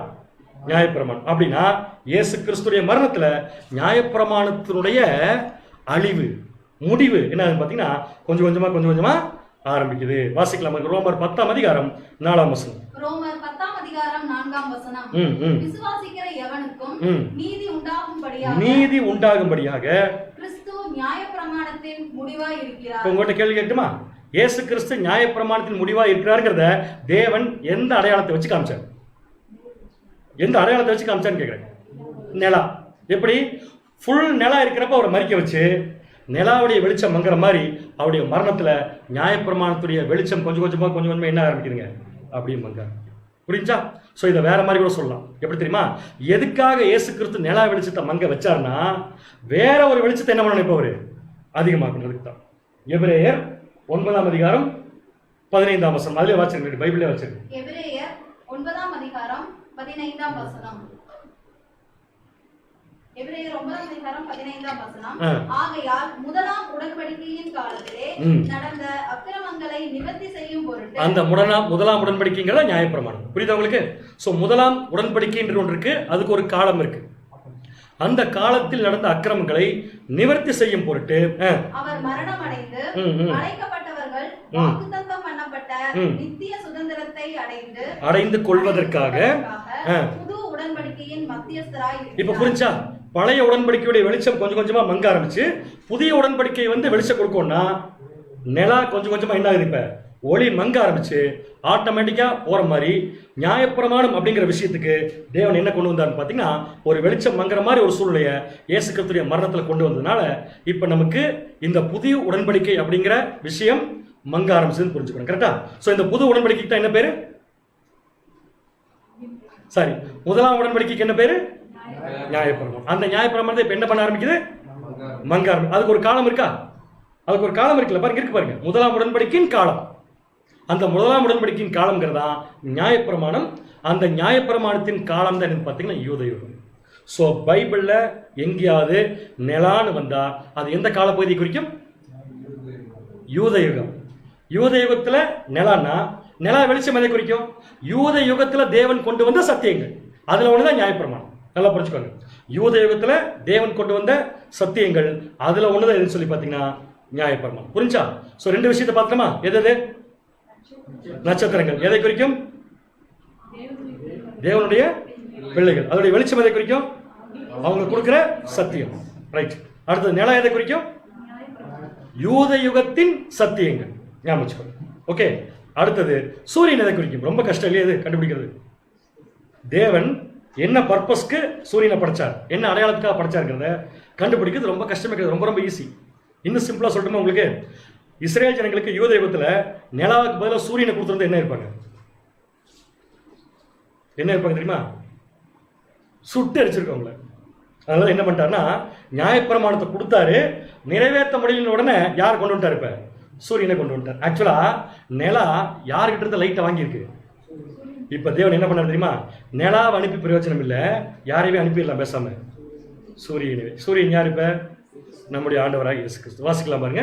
யோவான் 8ஆம் அதிகாரம் 12ஆம் வசனம். யோவான் 8ஆம் அதிகாரம் 12ஆம் வசனம். மறுபடியும் இயேசு ஜனங்களை நோக்கி நான் உலகத்துக்கு ஒளியாய் இருக்கிறேன். நான் உங்ககிட்ட கேட்கிறேன், இயேசு கிறிஸ்து சொல்றாரு நம்மளை பார்த்து, இஸ்ரேல் ஜனங்களை பார்த்து, நான் உலகத்துக்கு என்னவா இருக்கேன்? ஒளியா இருக்கு. இப்ப கேள்வி என்ன? எதன் ஒளி? சூரியனா, சந்திரனா, நட்சத்திரமா? யாருக்கு தெரியாம சொல்லுங்க. ஒளியா இருக்குன்னு சொல்றாருல்ல, என்ன ஒளி? கண்டிப்பா சூரிய ஒளி தான், அதுல எந்த மாற்று கருத்தும் இல்ல. இப்ப சூரிய ஒளி எங்க வந்தாச்சு? பூமிக்கு வந்தாச்சு. ஏன்னு கேட்டா என்னை பின்பற்றுகிறவன் இருளில் நடவாமல் எதை அடைஞ்சிருப்பான்? ஜீவன். இப்ப சொல்லுங்க, இயேசு கிறிஸ்து பூமிக்கு வந்த உடனே என்ன வெளிச்சத்தை அவர் கொடுத்தார்? அது என்ன காலப்பகுதின்னு சொல்லி பார்த்தீங்கன்னா, அந்த காலப்பகுதிக்கு பேர் தான் சுவிசேஷம். அவர் சொன்னதுக்கு பேர் தான் சுவிசேஷம். சுவிசேஷத்தை சொல்லுவதற்கு இயேசு கிறிஸ்து எடுத்துக்கொண்ட காலப்பகுதிக்கு பேர் தான் சுவிசேஷ யுகம். ஞாபகம், சுவிசேஷ யுகம். இந்த சுவிசேஷ யுகத்துல இயேசு கிறிஸ்து என்ன வெளிச்சம், என்ன சத்தியத்தை பிரசங்கிச்சார்? சுவிசேஷம்ங்கிறதுல விளக்கம் இருக்கு பாருங்க. சுவிசேஷம் என்ன அர்த்தம்? நற்செய்தி. எதை பத்தின நற்செய்தி? பரலோகத்தின். அப்ப சுவிசேஷம் முழுக்க எதுக்குன்னு கேட்டீங்கன்னா, வரவிருக்கும் 1000 ஆண்டு அரசாட்சியின் நற்செய்தியை சொல்வதற்காக கொடுக்கப்பட்ட காலப்பகுதி தான். சபை டெவலப் ஆகிறது ஒரு விஷயமா இருந்தாலும், வெளிச்சம்ங்கிற வியூவில் பார்க்குறப்ப சுவிசேஷம்ங்கிறது இயேசு கிறிஸ்து பூமிக்கு வந்து சுவிசேஷத்தை, ராஜ்யத்தின் சுவிசேஷத்தை மற்ற ஜனங்களுக்கு சொல்வதற்காக எடுத்துக்கொண்ட சத்தியத்துக்கு பேர் தான் சூரியன். ஓகே, இப்ப இயேசு கிறிஸ்து சூரியனை பத்தி தான் பேசியிருக்காருங்கிறத அவர் சொல்றப்பே நம்ம கண்டுபிடிச்சிடலாம் சீஷர்கிட்ட. மத்தேயு 24 அதிகாரம் 14 வசனம். மத்தேயு 24 அதிகாரம் 14 வசனம். ராஜ்யத்தினுடைய இந்த சுவிசேஷம், அதுக்கு பேர் தான் சுவிசேஷம், அதுக்கு பேர் தான் சூரியன். ராஜ்யத்தின் சுவிசேஷம், அதான் முக்கியம். அப்ப சூரியன் சொன்னாலே எதை குறிக்கும்னா சுவிசேஷம். எதை பத்தின சுவிசேஷம்?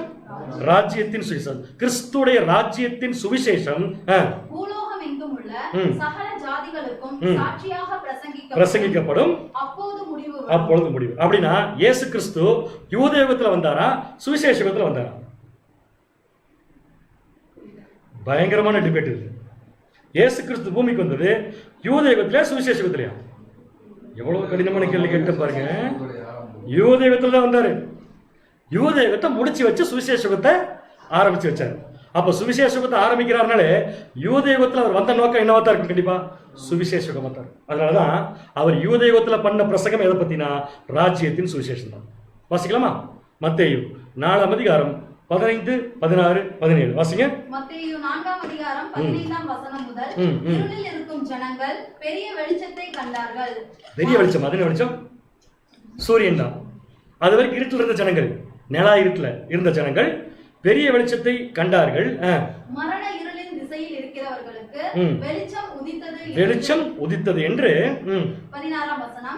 ஏசாயா தீர்க்கதரிசியினால் உரைக்கப்பட்டது நிறைவேறும்படி இப்படி நடந்தது. அடுத்தது இயேசு கிறிஸ்துவின் பிரசங்கம் பாருங்க. அது முதல் இயேசு மனம் திரும்புங்கள், பரலோக ராஜ்யம் சமீபித்திருக்கிறது என்று. அப்ப இயேசு கிறிஸ்து பண்ணக்கூடிய பிரசங்கமே எதை பத்தி பாத்தீங்கன்னா ராஜ்யத்தின் சுவிசேஷம். சோ சுவிசேஷ யுகத்துக்குரிய சத்தியம் தான், அதாவது ராஜ்யத்தை பத்தின சத்தியம் தான் என்னன்னு சொல்லி பாத்தீங்கன்னா இந்த இடத்துல சூரியன். ஓகே, புரியுதா உங்களுக்கு? அடுத்த பாயிண்ட் போயிடலாமா? இப்ப சுவிசேஷ யுகத்துல சூரியனுடைய வெளிச்சம் எவ்வளவு இருக்கோ அதை விட 1000 ஆண்டு அரசாட்சியில சூரியனுடைய வெளிச்சம் அதிகமா இருக்குமா கம்மியா இருக்குமா? எவ்வளவு டைம் வாச்சிடலாம். அப்படியே சுவிசேஷம் முடிச்சு 1000 ஆண்டு அரசாட்சி மேசியாவின் யுகத்துக்குள்ள போனா இதே சூரிய வெளிச்சம் எப்படி மாறிடும்னா ஏசாயா 30 அதிகாரம் 26 வசனம். ஏசாயா 30 அதிகாரம் 26 வசனம். கர்த்தர் தமது ஜனத்தின் முறிவை கட்டி. கர்த்தர் தமது ஜனத்தின் முறிவை கட்டும் காலத்துக்கு என்ன பேருங்க? கர்த்தர் தமது ஜனத்தின் காயத்தை முறிவை கட்டக்கூடிய கால பகுதிக்கு என்ன பேருன்னு சொல்லி கேட்டேன். 1000 ஆண்டு அரசாட்சி. ஸோ எங்க போயிட்டோம்? பண்ண நம்ம மேசியாவின் யுகத்துக்கு போயிட்டோம். இப்போ நம்ம எங்க இருக்கிறோம்? அங்கதான் இருக்கிறோம். ஆனா அங்க இருக்கிற மாதிரி இல்லைன்னு கடைசியில பார்க்கலாம். ஓகே, அடுத்தது அதின் அடிக்காயத்தை குணமாக்கும் நாளிலே. ஒட்டுமொத்த உலக ஜனங்களுடைய காயத்தை இயேசு கிறிஸ்து குணமாக்கும் நாளிலே சந்திரனுடைய வெளிச்சம். நல்லா கவனிங்க. சந்திரன் என்னவா மாறிடும்? சந்திரனுடைய வெளிச்சம் சூரியனுடைய வெளிச்சத்தை போல அப்படியே கன்வெர்ட் ஆகுது பாருங்க. அப்ப சந்திரனுடைய வெளிச்சம் எங்க தேவை? 1000 ஆண்டு அரசாட்சியில் தேவை. அது எப்படி மாறிடுதுன்னா சூரியனுடைய வெளிச்சம் மாறிடுதாமா? அப்ப சூரிய வெளிச்சம் என்ன மாறும்? வாசிங்க. சூரியனுடைய வெளிச்சம் ஏழத்தனையாய் 7 பகலின் வெளிச்சத்தை போலவும் இருக்கும். அப்ப 1000 ஆண்டு அரசாட்சியில இன்னைக்கு நம்ம படிச்சுட்டு இருக்கிற ராஜ்யத்தின் சுவிசேஷங்கிற சத்தியம் எப்படி மாறிடும் பாத்தீங்கன்னா நாம படிக்கிறத விட 7 மடங்கு வெளிச்சம் ஆயிரும். நியாயப்பிரமாணங்கிற விஷயம் இருந்துச்சு நிலா, அதோடைய வெளிச்சம் என்னவா மாறிடும்? இப்ப நம்ம சூரியனை படிச்சுட்டு இருக்கிற மாதிரி மாறிடும். இதுதான் சுவிசேஷ யுகத்துல இதன் மூலம் கிடைக்கக்கூடிய ஒரு வெளிச்சம். இப்ப எல்லாத்தையும் மைண்டுக்குள்ள வச்சுட்டு இந்த 3 விஷயத்தையும் எதற்கு ஒப்பிடலாம் அப்படிங்கிறத நீங்க டிக்ளேர் பண்ணுங்க. அதுக்கப்புறம் அடுத்த சப்ஜெக்ட்ல போகலாம். ஓகே, முதல்ல இந்த 3 பொருள்களுமே வெளிச்சம் கொடுப்பதற்காகத்தான் தேவன் படைச்சார். பிளஸ் அடையாளம். அந்த அடையாளம் நமக்கு என்ன காமிக்குதுன்னா இந்த மூணுமே ஏதோ வெளிச்சத்தை அடையாளப்படுத்துதுன்னு கண்டுபிடிச்சிட்டோம். கரெக்டா? இப்ப இந்த மூணு பொருள்கள் என்னென்ன முதல்ல போட்டிருக்கிறது? ஒண்ணு சூரியன், இன்னொன்னு சந்திரன், இன்னொன்னு நட்சத்திரம். மூணு எதை குறிக்குன்னு சொல்லி பார்க்கலாம். இவ்வளவு நேரம் சொன்னதை வச்சு முதல்ல சூரியன், சூரியன் சுவிசேஷுக சத்தியம், சுவிசேஷுகன்னு வச்சுக்கலாம். அடுத்தது நிலாங்கிறது யூதயுகம், நட்சத்திரங்கிறது தேவனுடைய பிள்ளைகள் சுவிசேஷுகத்துல தரக்கூடிய சத்தியம், அப்படி வச்சுக்கலாம். ஸோ இந்த மூணுமே கொடுக்குற வெளிச்சம் எதை குறிக்கும்னா, இது சுவிசேஷுகத்தின் சத்தியம், அது யூத யுகத்தின் சத்தியம், தேவனுடைய பிள்ளைகள் தரக்கூடிய சத்தியம். இப்ப சுவிசேஷுகத்தின் சத்தியம்னா தேவன் யூஸ் பண்ணக்கூடிய அடையாளம் என்ன? சூரியன். யூத யுகத்தின் சத்தியம்னா தேவன் யூஸ் பண்ணக்கூடிய அடையாளம் என்ன? சந்திரன். தேவனுடைய பிள்ளைகள் தரக்கூடிய சத்தியங்கிறத தேவன் யூஸ் பண்ணக்கூடிய அடையாளம் என்ன? நட்சத்திரமா, நட்சத்திரங்களா? அப்ப தேவனுடைய பிள்ளைகள் எத்தனை பேர் கொடுப்பாங்க? ஒன்றுக்கும் மேற்பட்டவர்கள். புரிஞ்சவங்களுக்கு? இது மூணையும் தனித்தனியா நம்ம என்ன இப்ப படிச்சிட்டோம். ஆனா இந்த மூணு வானமண்டலத்துல தனித்தனியா இருக்கா, ஒன்னா இருக்கா? இது மூணு தனித்தனியா இருக்கா, ஒன்னா இருக்கா? கண்டிப்பா மூணுமே எப்படித்தான் இருக்குங்க, ஒரே சமயத்துல ஒன்னாதான் இருக்கு. அப்படின்னா தேவனுடைய திட்டத்துல எங்க போய் பார்த்தாலும் இந்த மூணு ஒன்னா இருக்குமா? ஒன்னா இருக்குமா? தேவனுடைய திட்டத்துல இந்த மூணு எங்க போய் பார்த்தாலும் ஒன்னா இருக்குமான்னு கேட்கிறேன். ஒன்னா இருக்குமா? இருக்குமா? இருக்குமா? பார்க்கலாமா? தேவனுடைய திட்டம் எது? போட்டாச்சு சார்ட்டு, பேச்சு மாற்றக்கூடாது அப்படி யாரும். ரைட்? இப்போ முதல்ல என்ன பண்றேன், தேவனுடைய திட்டத்துல முதலாம் உலகத்தை மார்க் பண்றேன். மார்க் பண்ணிட்டேன்னா தெரியுது உங்களுக்கு? மார்க் பண்ணிட்டேன். இப்போ சொல்லுங்க பார்க்கலாம், இந்த மூணுல எது முதலாம் உலகத்தில் இருந்தது?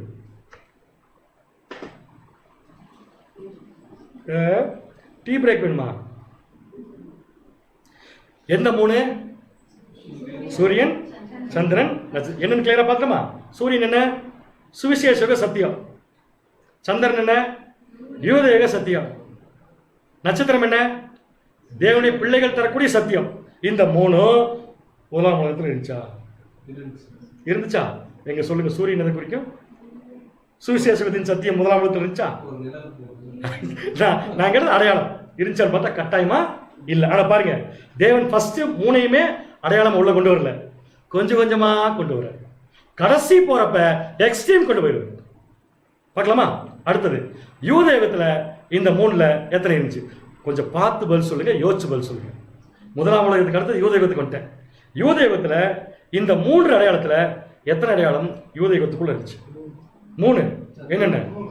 மூணு. மூணு மூணு எத்தனை? ஒண்ணு. சரியான பதில். எது மட்டும் தான் இருந்துச்சு? மூணு மட்டும். கொடுத்து பார்த்தாரு மனுஷன், சரியா. அடுத்த நேரம் எந்த யுகத்துக்குள்ள போயிடலாம்?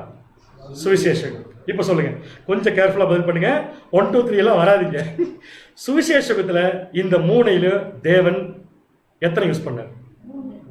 மூணு தான். யார் யார் மூணு?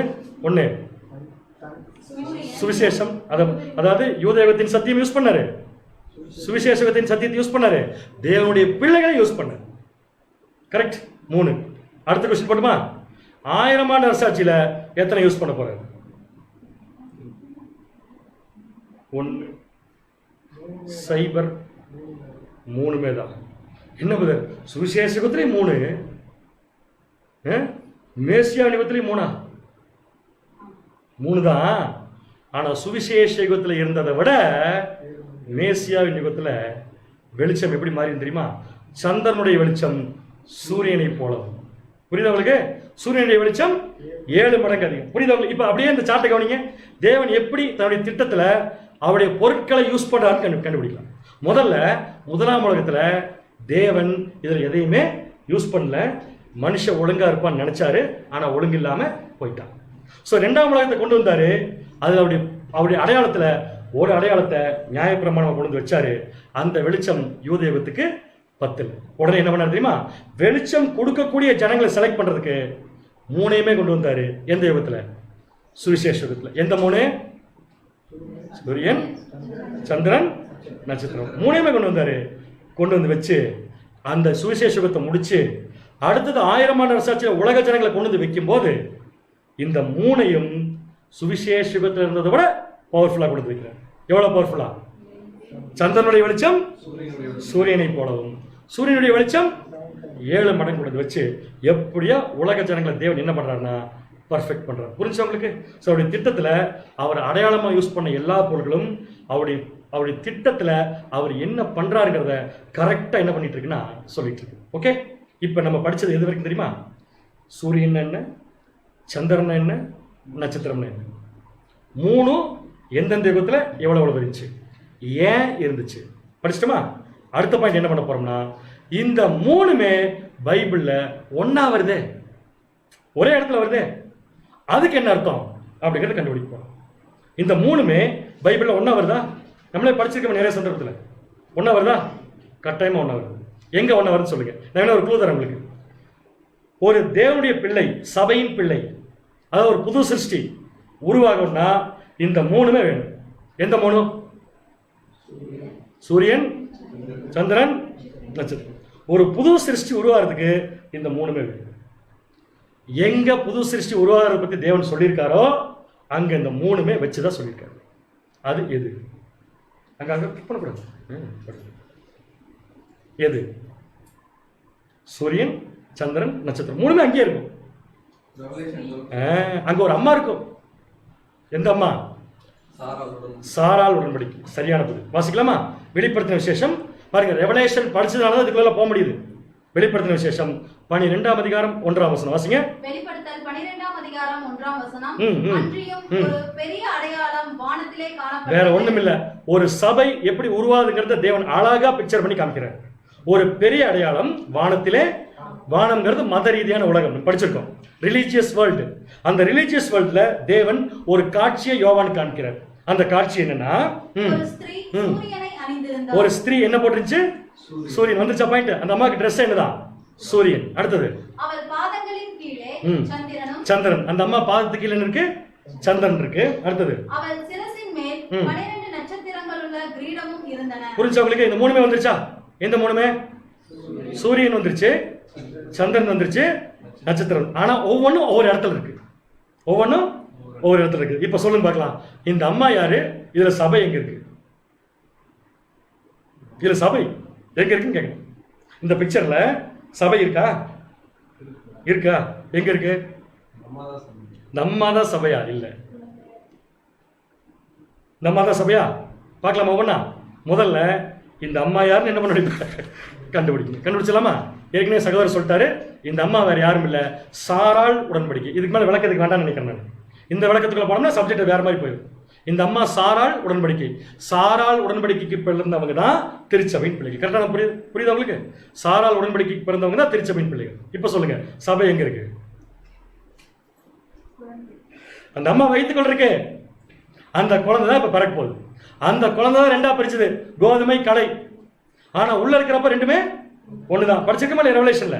இப்ப இந்த குழந்தை இந்த அம்மா வயிற்றுக்குள்ள உருவாகணும்னா, சாராள் உடன்படிக்கைக்கு குழந்தை பிறக்கணும்னா, சபையின் பிள்ளைகள் உருவாகணும்னா சூரியன் வேணும், சந்திரன் வேணும், நட்சத்திரம் வேணும். என்ன அழகா தேவன் சொல்லியிருக்காரு பாருங்க. புரிஞ்சவங்களுக்கு? அப்ப சாராள் உடன்படிக்கை தனியா இருந்தா குழந்தை பிறக்காது. சாராள் உடன்படிக்கை கூட எதெல்லாம் சேரணும்? சூரியன், சந்திரன், நட்சத்திரம். சொல்லுங்க பார்க்கலாம். இந்த அம்மா சாராள் உடன்படிக்கைனா சபை எங்க இருக்குன்னு பாத்தீங்கன்னா, இந்த அம்மாவுக்கு பிறக்க போறதுதான் சபை. இப்ப நம்ம எந்த அம்மாவுக்கு பிறந்திருக்கோம்? இந்த அம்மாவுக்கு தான் பிறந்திருக்கோம். புரியுதா உங்களுக்கு? இப்ப நம்ம இந்த அம்மா கிட்ட இருந்து பிறக்கணும்னா, நாம இந்த அம்மாக்குள்ள இருந்து பிறக்கணும்னா முதல்ல எது தேவை? முதல்ல எது தேவை?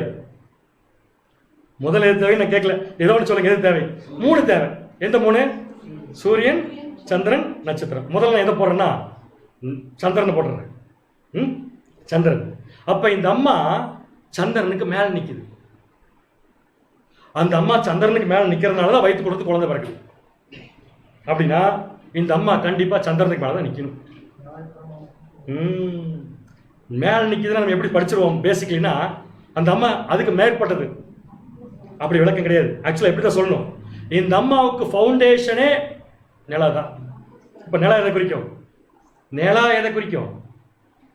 இப்பதானே சொன்னீங்க, யூத யுகத்தின் சத்தியம். யூத யுகத்துடைய சத்தியம் தான் சபைக்கு அஸ்திவாரம். ரைட். அடுத்தது அது மட்டும் இருந்தா போதுமா? அது மட்டும் இருந்தா இஸ்ரேல் ஜனங்களுக்கே குழந்தை வந்திருக்குமே. முதல் உடன்படிக்கைக்கு குழந்தை வந்திருக்குமே. அதுக்கு குழந்தை பிறக்கல. ஸோ இப்போ சாராள் உடன்படிக்கைக்கு குழந்தை பிறக்கிறதுக்கு முதல் அஸ்திவாரம் எதுன்னு பார்த்தீங்கன்னா நிலா, நியாயப்பிரமாண, அதாவது யூதேகத்தின் சத்தியம்.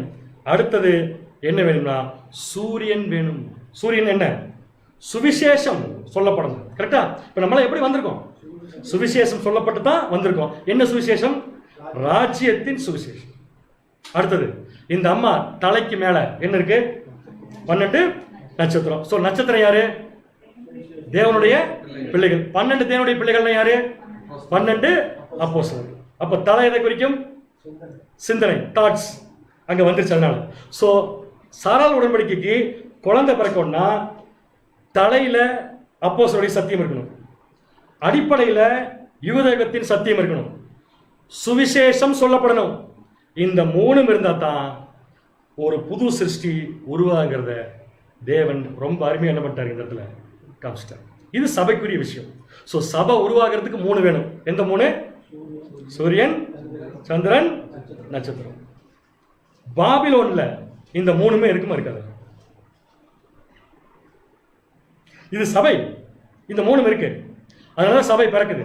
பாபிலோன்ல இந்த 3 இருக்குமா இருக்காதுன்னு கேட்கிறேன்.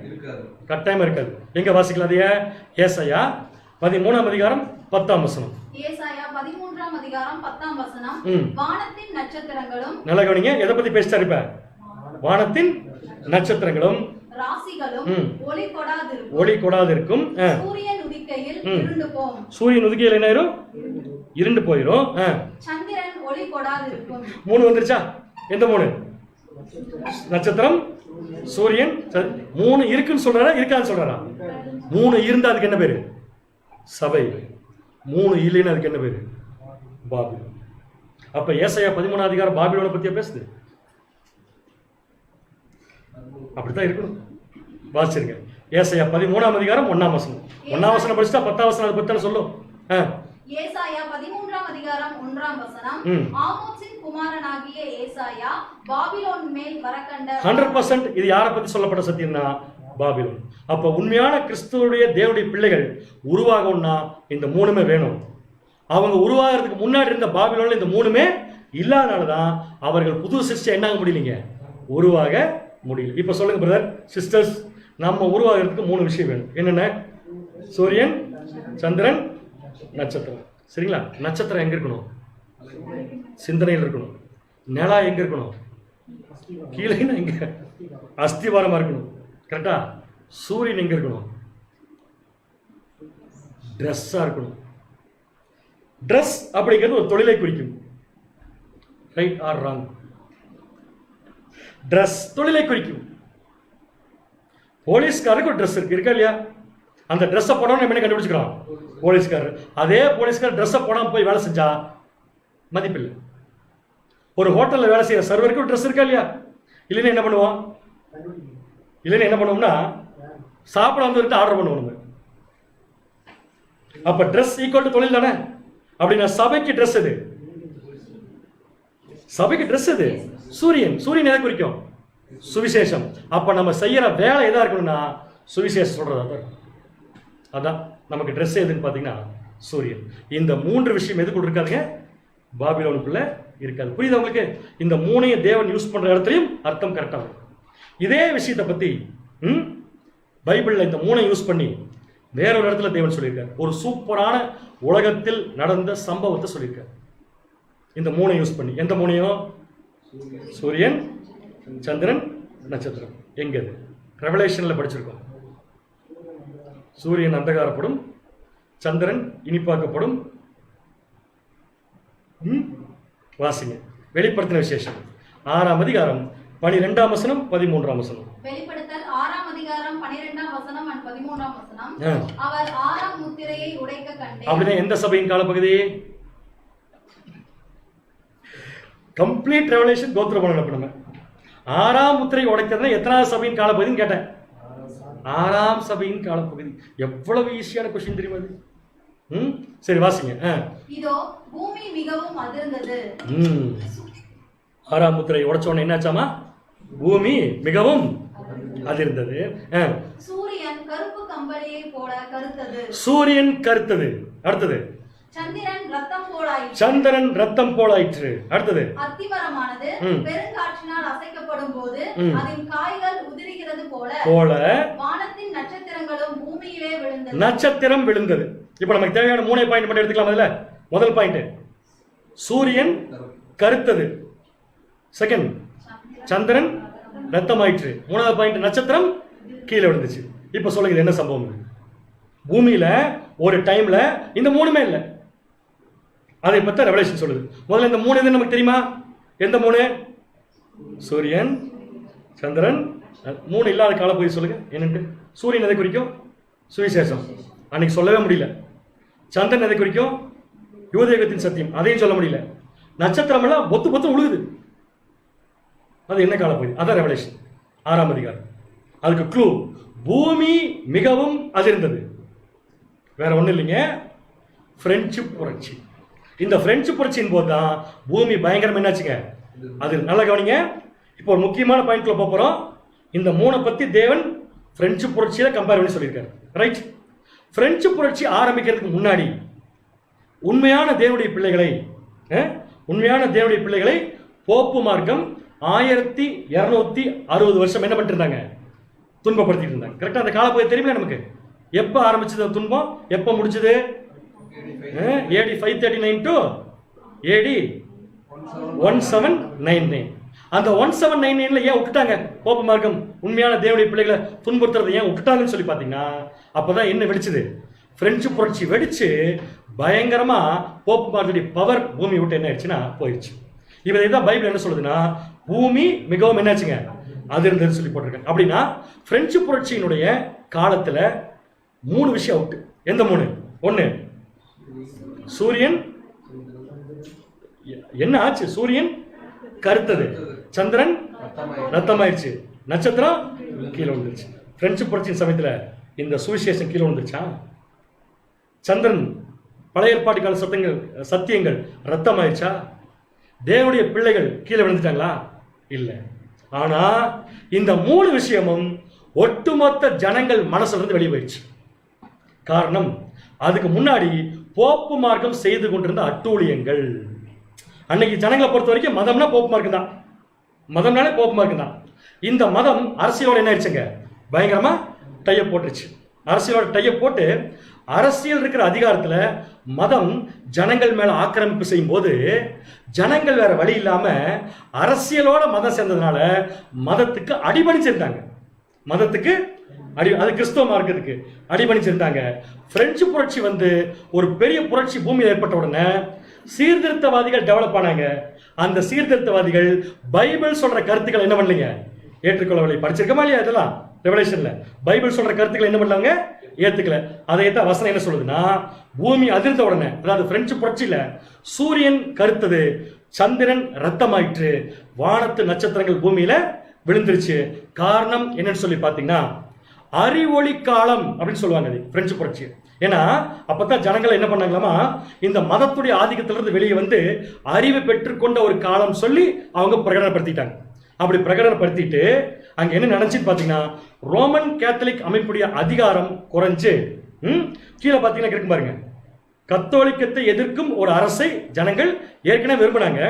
பிரெஞ்சு புரட்சி கத்தோலிக்கத்தை கீழே தள்ள உடனே அறிவொளி இயக்க சிந்தனையாளர்கள் கத்தோலிக்க திருச்சபைக்கு எதிரான கருத்துக்களை பரப்பி பைபிள் தப்புன்னு சொல்லி என்ன பண்ண ஆரம்பிச்சிட்டாங்க, பிரகடனப்படுத்த ஆரம்பிச்சு, யாரு பைபிள் என்ன பண்ணாதீங்க, ஃபாலோ பண்ணாதீங்க, இத்தனை நாளா பைபிள் அவங்க திணிச்சிருக்காங்கன்னு சொல்லி ஒரு தவறான விஷயத்த உலக ஜனங்கள் கற்றுக்கொள்வதற்கு பிரெஞ்சு புரட்சி ஒரு காரணமா இருந்துச்சு.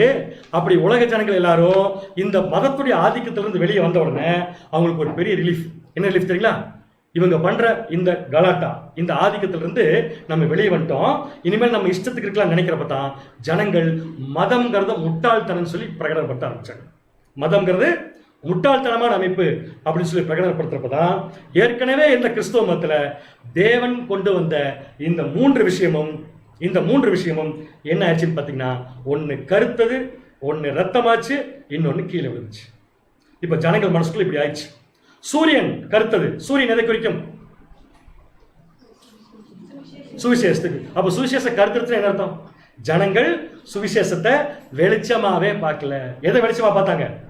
எதை வெளிச்சமா பார்த்தாங்கன்னா அறிவொளி கால கொள்கைகளை வெளிச்சமா பார்த்தாங்க. பைபிள் வெளிச்சம் அவங்களுக்கு கிடைக்கல. சோ இப்ப சூரியன் என்ன ஆயிடுச்சு? கருத்துருச்சு. அடுத்தது சந்திரன் என்னவா மாறிடுச்சு அப்படின்னு என்ன அர்த்தம்? சூரியன் கருத்துதுன்னா இந்த கருத்துக்களை ஏத்துக்க முடியல, சீர்திருத்த கருத்துக்களை ஏத்துக்கிட்டாங்க ஜனங்கள். ரீசன் பிரெஞ்சு புரட்சி. ஓகேவா? சந்திரன் ரத்தமா மாறிடுச்சுன்னு என்ன அர்த்தம்? வேற ஒண்ணுமே இல்லை.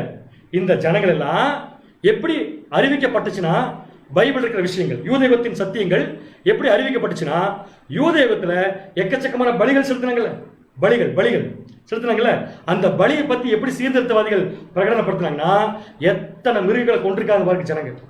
இவங்க நல்லா இருக்குங்கிறதுக்காக ஆடு மாட வருஷம் கூட என்ன பண்ணிருக்காங்க?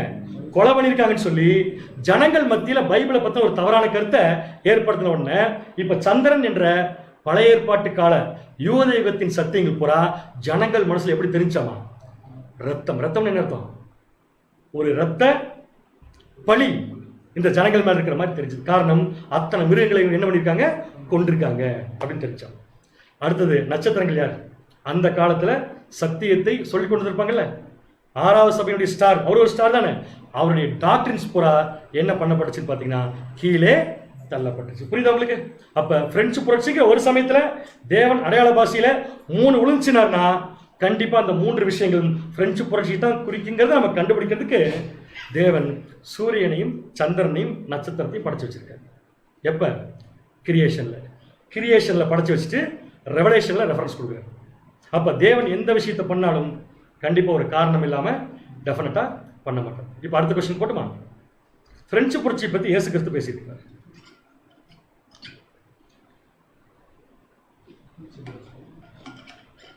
பிரெஞ்சு புரட்சியை பத்தி இயேசு கிறிஸ்து பேசியிருக்காரா?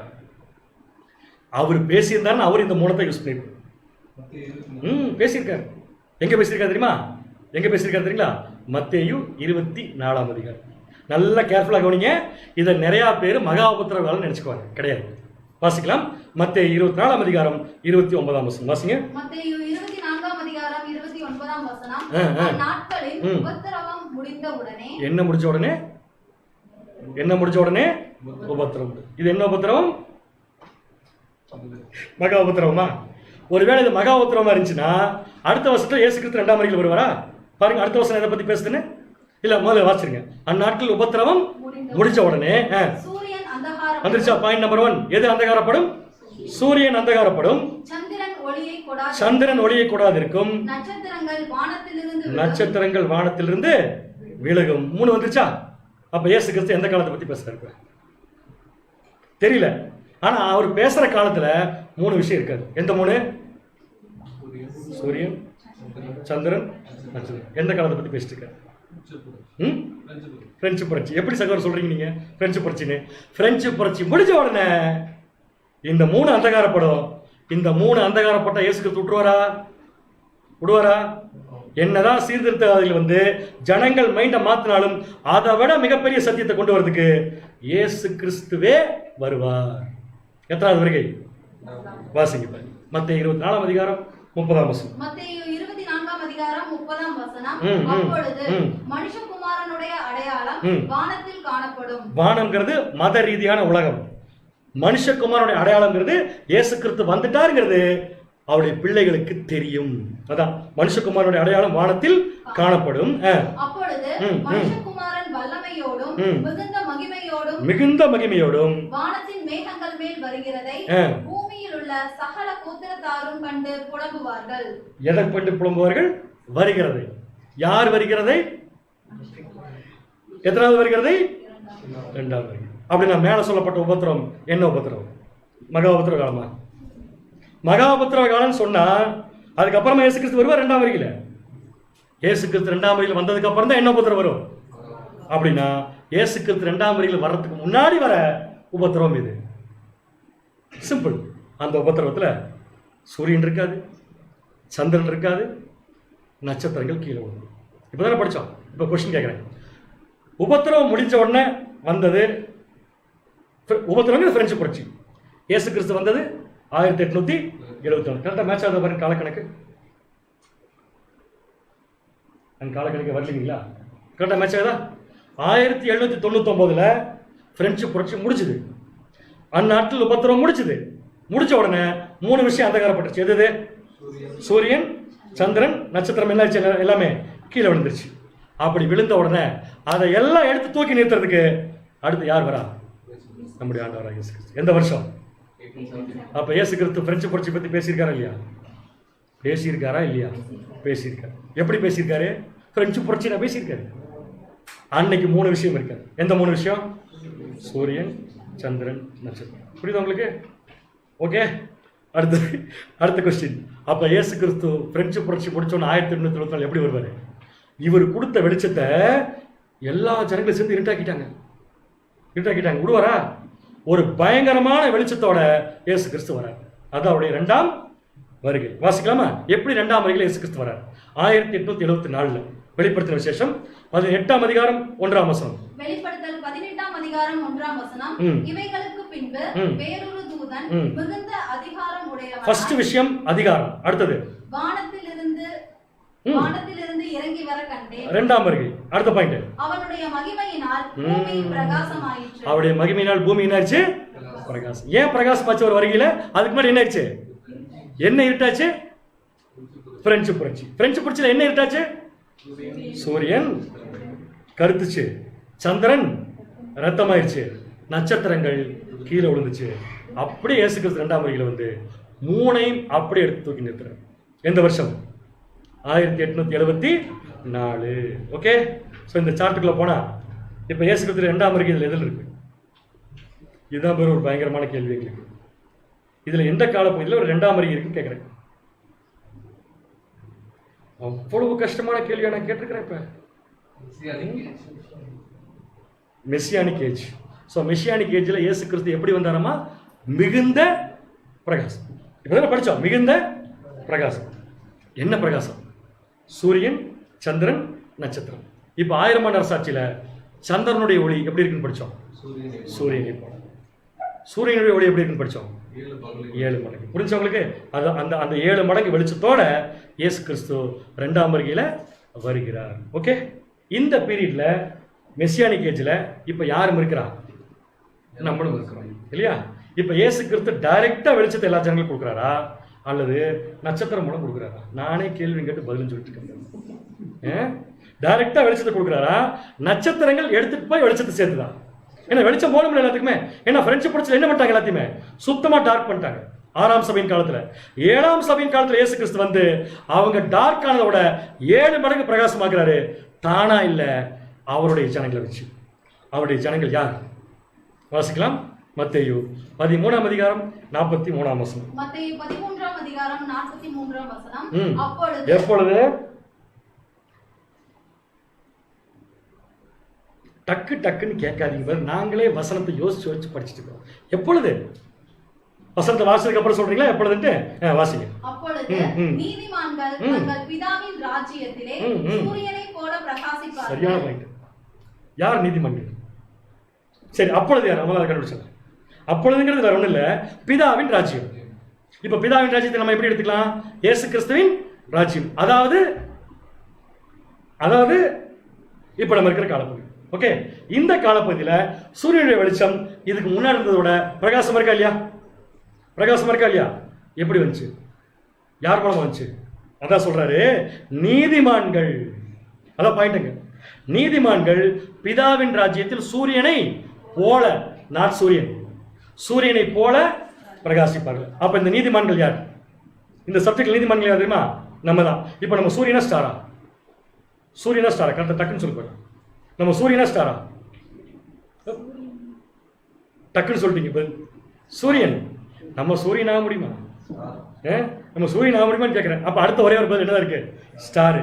இப்ப ஸ்டாரா இருக்கிற நாம பிதாவின் ராஜ்யத்துல எப்படி மற்ற ஜனங்களுக்கு வெளிச்சம் கொடுக்கணும்னா சூரியன் மாதிரி கொடுக்கும். அது எங்க இருக்கு கொடுக்கறதுன்னு கேக்குறீங்களா? நம்ம உருவானதே அந்த சூரியன் மூலமா தான். படிச்சோம்ல, குழந்தை சாரால் உடன்படிக்கை வைத்துக் கொண்டு வரணும்னா கண்டிப்பா சுவிசேஷம் வேணும். அப்போ சுவிசேஷத்துக்கு பிறந்தவங்க சுவிசேஷத்தை எப்படி எடுத்துட்டு போய் சொல்லணும் மற்ற ஜனங்களுக்கு? நாங்க சுவிசேஷத்துக்கு பிறந்தவங்கன்னு சொல்லணும். அவங்க தான் சபை. அப்படி ஒருத்தர் சொன்னா அவர் பிதாவின் ராஜ்யத்தில் சூரியனை போல என்ன பண்ணுவாரமா? பிரகாசிப்பார். இந்த வாய்ப்பு அப்போஸ்தலனாகிய பவுலுக்கு இருக்கா? இந்த வாய்ப்பு அப்போஸ்தலனாகிய பவுலுக்கு இருக்கான்னு கேட்கிறேன். இருக்கா? அப்போஸ்தலனாகிய பவுல் கிறிஸ்துடைய ராஜ்யத்தில் பிறந்தாரு. முதல் 7ஆம் சபையில இருந்தார் அப்போஸ்தலனாகிய பவுல். 6ஆம் சபையில இருந்தாரு. இந்த வாய்ப்பு முற்றிலும் யாருக்குன்னு பாத்தீங்கன்னா 7ஆம் சபை. ஏன் 7ஆம் சபைன்னு சொல்றோம்? 7ஆம் சபை தான் எந்த யுகத்துக்குள்ள இருக்குது? மேசியாவின் யுகத்துக்குள்ள இருக்குது. இந்த மேசியாவின் யுகத்துக்குள்ள யார் யாரெல்லாம் ஸ்டார் மாதிரி மின்றாங்களோ அவங்க வாழ்க்கை மற்ற ஜனங்களுக்கு சூரியனை போல பிரகாசிக்கும். இயேசு கிறிஸ்து சூரியனா இருந்தாரு, ஸ்டாரா வந்து சூரிய வெளிச்சத்தை கொடுத்தாரு.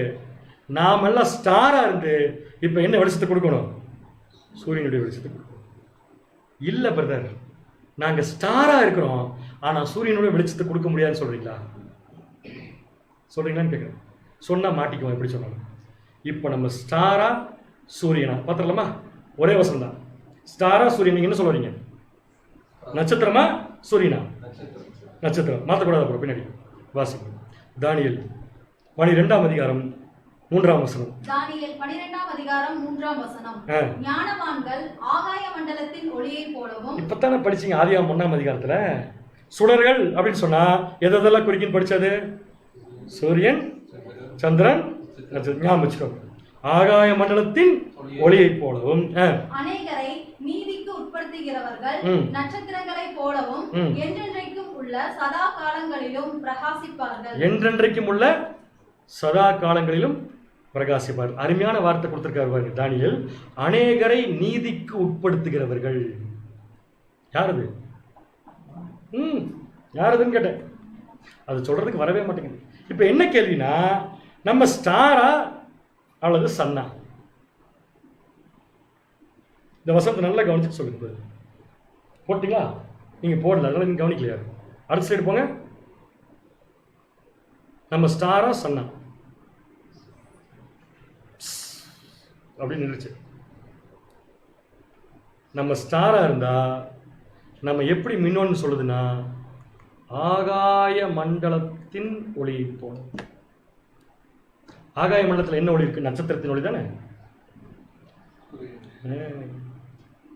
அப்ப நம்ம ஸ்டார் தான். ஆனா இந்த ஸ்டார் நினைச்சா எது மாதிரி பிரகாசிக்கலாம்? சூரியன் மாதிரி பிரகாசிக்கலாம். சாத்தான்கிற ஸ்டார் நினைச்சிருந்தான்னு வச்சுக்கோங்களேன், எப்படி பிரகாசிச்சிருக்கலாம்? சூரியன் மாதிரி. இயேசு கிறிஸ்துங்கிற ஸ்டார் வந்து சூரியன் மாதிரி பிரகாசிச்சாரா இல்லையா? பிரகாசிச்சார்.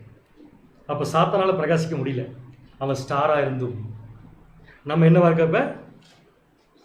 ஸ்டாரா இருக்கும். அப்ப ஸ்டாரா கடைசி வரைக்கும் இருக்கோம்னா நம்ம எது மாதிரி மின்னணும்? சூரியனை போல மின்னணும். கரெக்டுங்களா?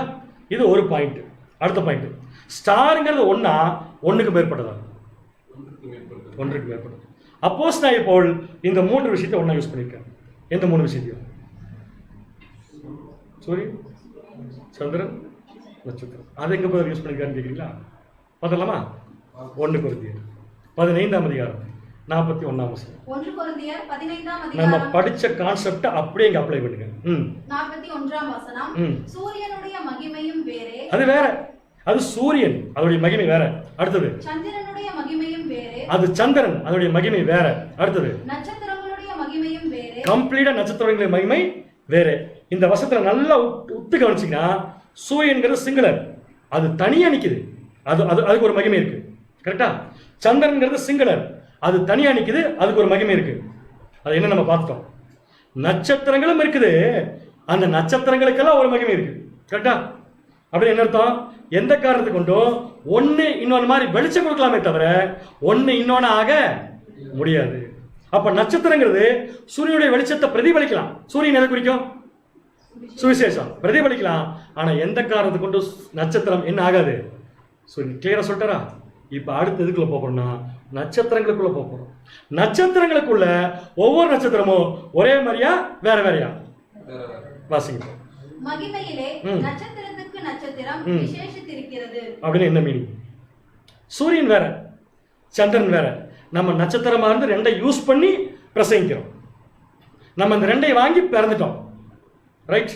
இப்ப பிறந்த நாம எல்லாம் நட்சத்திரம். இந்த நட்சத்திரம் எல்லாமே ஒன்னா அல்லது நட்சத்திரத்துக்கெல்லாம் மகிமை வேற வேற இருக்கா? அப்படின்னு என்ன மீனிங் இருக்கு? இந்த வேறே அப்படின்னு இருக்கு இல்லையா? மகிமை வேறே.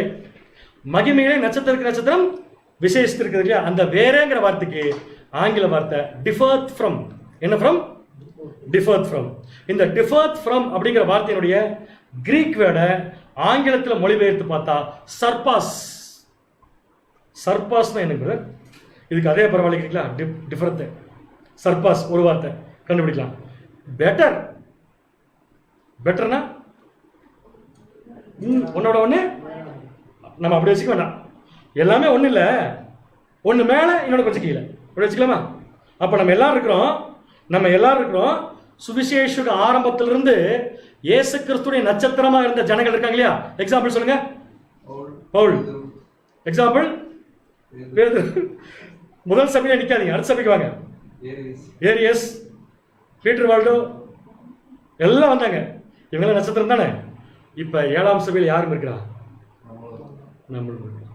அவங்க செஞ்ச வேலையை தான் நம்மளும் என்ன பண்ணிருக்கோம்? செஞ்சுட்டு இருக்கோம். ஆனால் அவங்க யூஸ் பண்ணதும் சேம் சூரியன், நம்ம யூஸ் பண்ணதும் சேம் சூரியன். அவங்க யூஸ் பண்ணது சேம் மூன், நம்ம யூஸ் பண்ணிருக்கிறதும் சேம் மூன். இன்னும் புரியுற மாதிரி சொல்லட்டுமா? அவங்க பிறந்ததும் சூரியன் சந்திரனுக்கு தான், நம்ம பிறந்ததும் சூரியனுக்கு சந்திரனுக்கு தான். கரெக்டா? ஆனா அவங்களும் நாமளும் ஒண்ணு இல்லை. மகிமையிலே நட்சத்திரத்துக்கு நட்சத்திரம் என்ன இருக்கு? வித்தியாசம் இருக்கு. அப்படின்னு என்ன புரிஞ்சுக்கலாம்? அப்போஸ்தலனாகிய பவுல் மாதிரி யார் வர முடியாது? நம்ம வர முடியாது. அப்படியே மீனிங் இருக்கு. அப்படியே மீனிங் கேட்கிறேன். அவங்கெல்லாம் ஒரு கேட்டகரி, ஏ கேட்டகரி. நம்மளாம் அப்படி சொல்ல முடியாது. இந்த வசனம் என்ன சொல்ல வருதுங்கிறத புரிஞ்சுக்கிறதுக்கு நிறைய கமெண்ட்ரிஸ் எடுத்து படிச்சு பார்த்தா என்ன சொல்ல வராங்கன்னா, சர்ச் கிளாஸ் பீப்புள் 146,000 பேரும் ஒரே கேட்டகரி இல்லை. சுவிசேஷ பிரசங்கிறத பத்தி இந்த வசனம் சொல்லல. சுவிசேஷ பிரசங்கிறது நட்சத்திரம் எல்லாமே ஒரே சன் ஒரே மூணு தான் யூஸ் பண்றோம். ஆனா நட்சத்திரமா இருந்து மின்றதுல ஒருத்தருக்குள்ள ஒருத்தர் வித்தியாசம் இருக்கா இல்லையா? இப்ப எந்த நட்சத்திரத்துக்கு அதிக மகிமை கிடைக்கும்? இந்த சர்பாஸ்கிற வார்த்தைக்கு என்ன தெரியுமா? ஓவர்டேக். சர்பாஸ்னா ஓவர்டேக். பெட்டர்னா ஒன்னோட இன்னொரு பெட்டர். அப்படின்னா சந்திரன் சூரியனை வச்சு இன்னைக்கு பிரசங்கிச்சுட்டு இருக்கிற ஜனங்களுக்குள்ள ஸ்டார்க்குள்ளேயே ஒருத்தர் இன்னொருத்தர் ஓவர்டேக் பண்றாரு. ஒருத்தர் இன்னொருத்தரோட பெட்டரா இருக்காரு. இங்க பெட்டரா இருக்கான்னு போல் சொல்ல, அங்க பெட்டரா இருக்கான்னு சொல்றாரு. எங்க?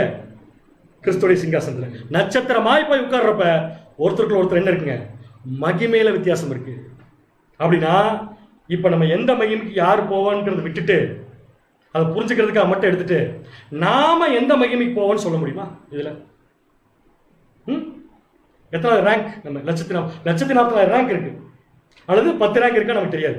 ஆனா 1,40,000 பேர் இருக்கா நமக்கு தெரியும். 1,40,000 பேரும் ஒருத்தருக்குள்ள ஒருத்தர் மகிமையில வேற. ரைட்? ஒருவேளை 1,40,000 பேர் நாம ஒருத்தர்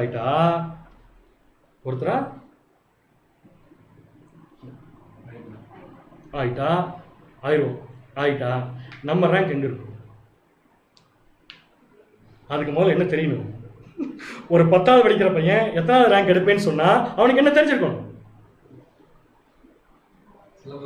சிலபஸ் தெரிஞ்சிருக்கணும். Super point. சிலபஸ் தெரிஞ்சவங்க எல்லாம் ஃபர்ஸ்ட் ரேங்க் எடுத்துட முடியுமா? முடியாது. Syllabus is a basic.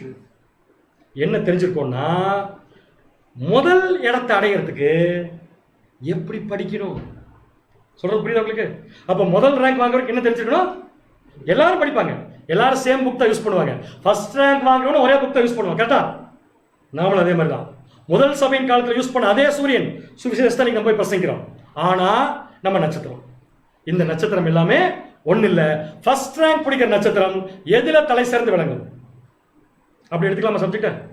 First rank பிடிக்கிற நட்சத்திரம் எதுல தலை சிறந்து விளங்குன்னு கேட்கிறேன். என்ன கேரக்டர், என்ன குவாலிட்டி? இது சுவிசேஷத்தை பிரசங்கிற விஷயத்தை பத்தி கிடையவே கிடையாது. நட்சத்திரத்துடைய மின்னக்கூடிய கேரக்டர் எப்படி மின்னுனா அங்க போய் ரேங்க் நம்பர் 1க்கு போகும். அதான் பாயிண்ட். அது கிளியரா? அப்ப வித்தியாசம் இருக்கா இல்லையா? இப்ப நம்முடைய எய்ம் என்ன? நம்முடைய எய்ம் என்ன? சபையா திரள் கூட்டமா இல்ல, அந்த பாயிண்ட்டுக்கு நான் வரல. சபையா எந்த ரேங்க்?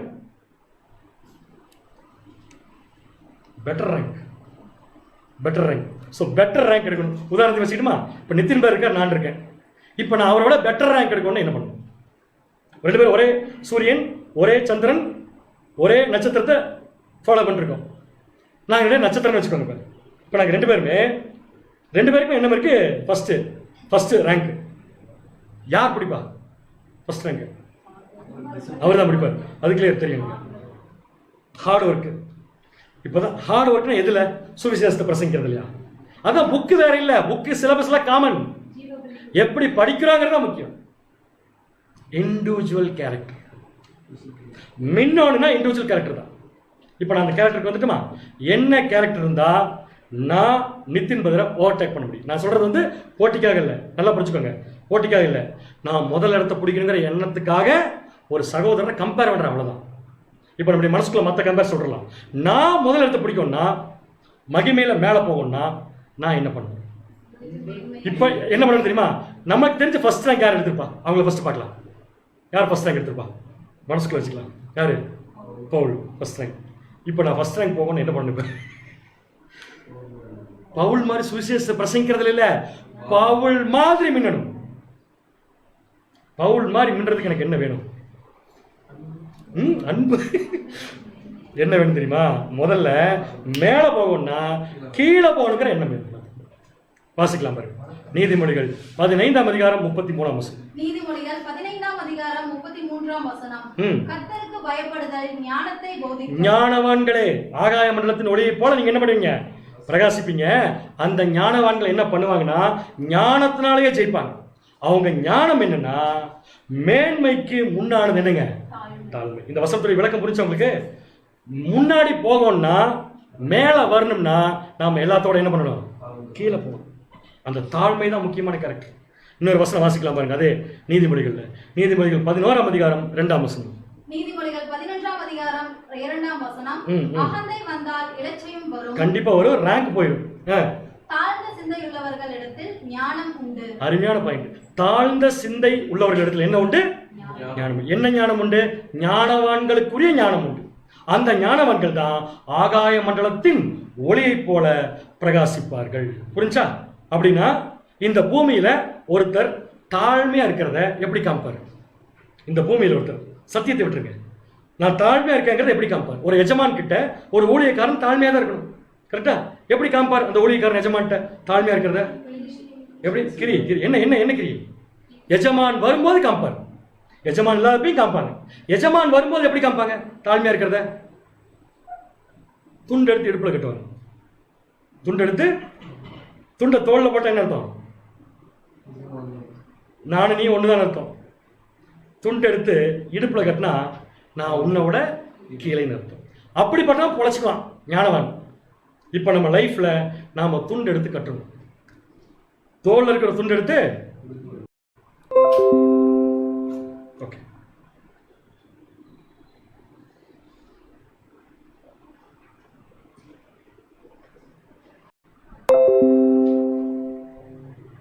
ஓகே, அன்புக்குரிய சகோதர சகோதரிகளே, ஒரு சின்ன டிஸ்டர்பன்ஸு எல்லாமே போயிடுச்சு.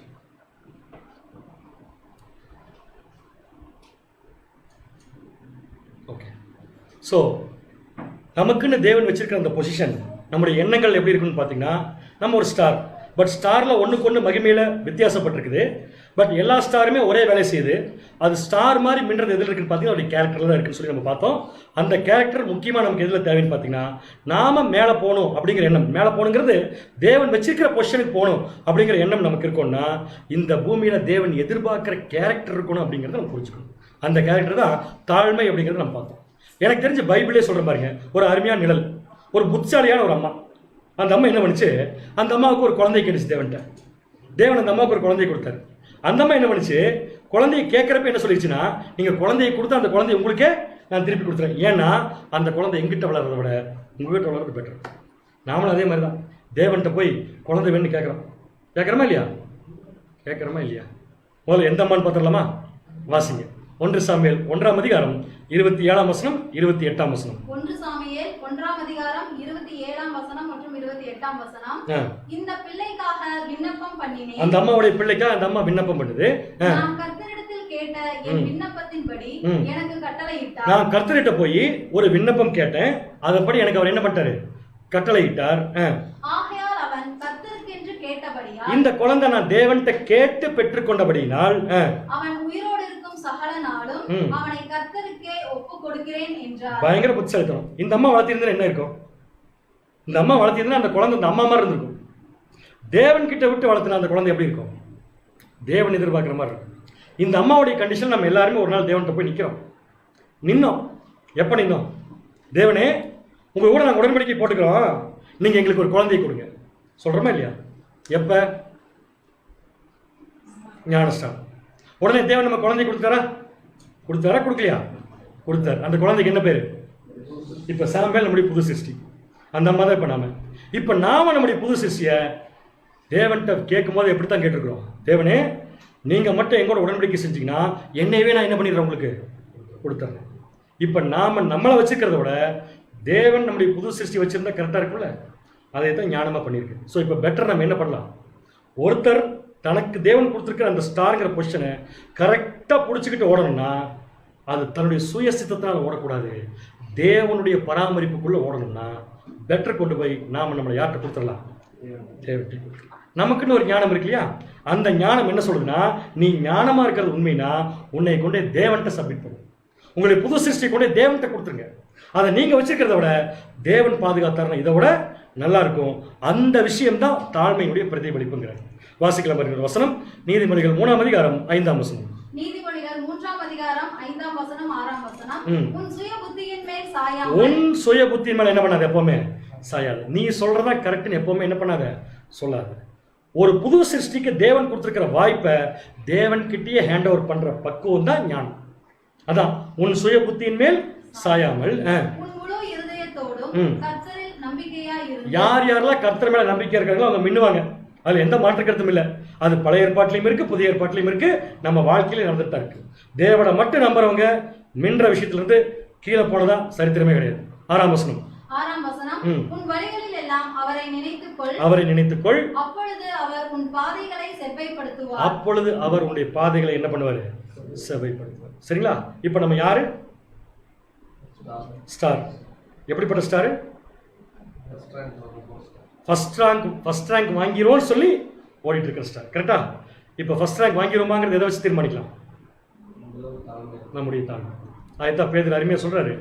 1 பேதுரு 5ஆம் அதிகாரம் 5ஆம் வசனம். 1 பேதுரு 5ஆம் அதிகாரம் 5ஆம் வசனம். அந்தபடி இளைஞரே, மூப்பருக்கு கீழ்ப்படியுங்கள். நீங்கள் எல்லாரும் ஒருவருக்கொருவர் கீழ்ப்படிந்து. ஒருவருக்கொருவர் என்ன பண்ணிக்கோங்க? ஒரு ஸ்டார் இன்னொரு ஸ்டாருக்கு என்ன பண்ணணும்? நான் பெரிய ஸ்டார் அப்படின்னு சொல்லிச்சுன்னா அது கீழ்ப்படியின்னு அர்த்தம். மனத்தாழ்மையை அணிந்து கொள்ளுங்கள். உங்களுக்கு ட்ரெஸ் என்னதாங்க? மனத்தாழ்மை அணிந்து கொள்ளுங்கள். பெருமையுள்ளவர்களுக்கு தேவன் எதிர்த்து நிற்கிறார். சரியான பாயிண்ட். யாராவது பெருமையுள்ளவர்களா மாறினா தேவனை எதிர்த்து நிற்பாரமா? தேவன் எதிர்த்து நின்னார்னு வச்சுக்கோங்களேன், எங்க போய் மின்றது. அடுத்தது தாழ்மையுள்ளவர்களுக்கோ கிருபை அளிக்கிறார். என்ன கிருபை? என்ன கிருபை? ஸ்டார். நமக்கு என்ன பொசிஷன் அந்த பொசிஷன், அது வந்து மாற்றமே கிடையாது.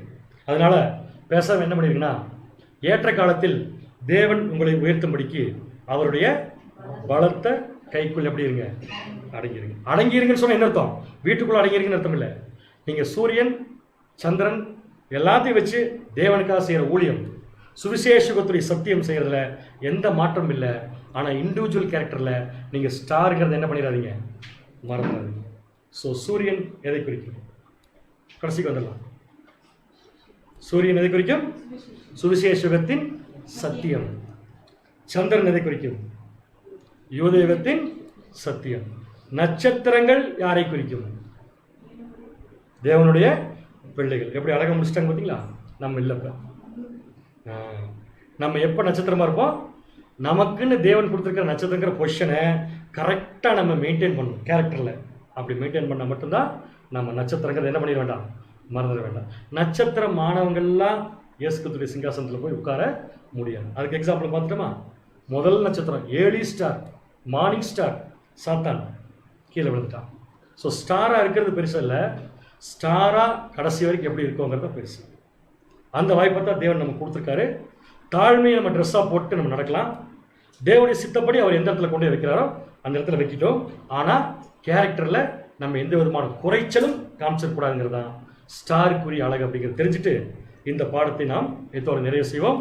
தேவன் தாமே நம் அனைவரையும் ஆசீர்வதித்து வழி நடத்துவார்கள். ஆமாம்.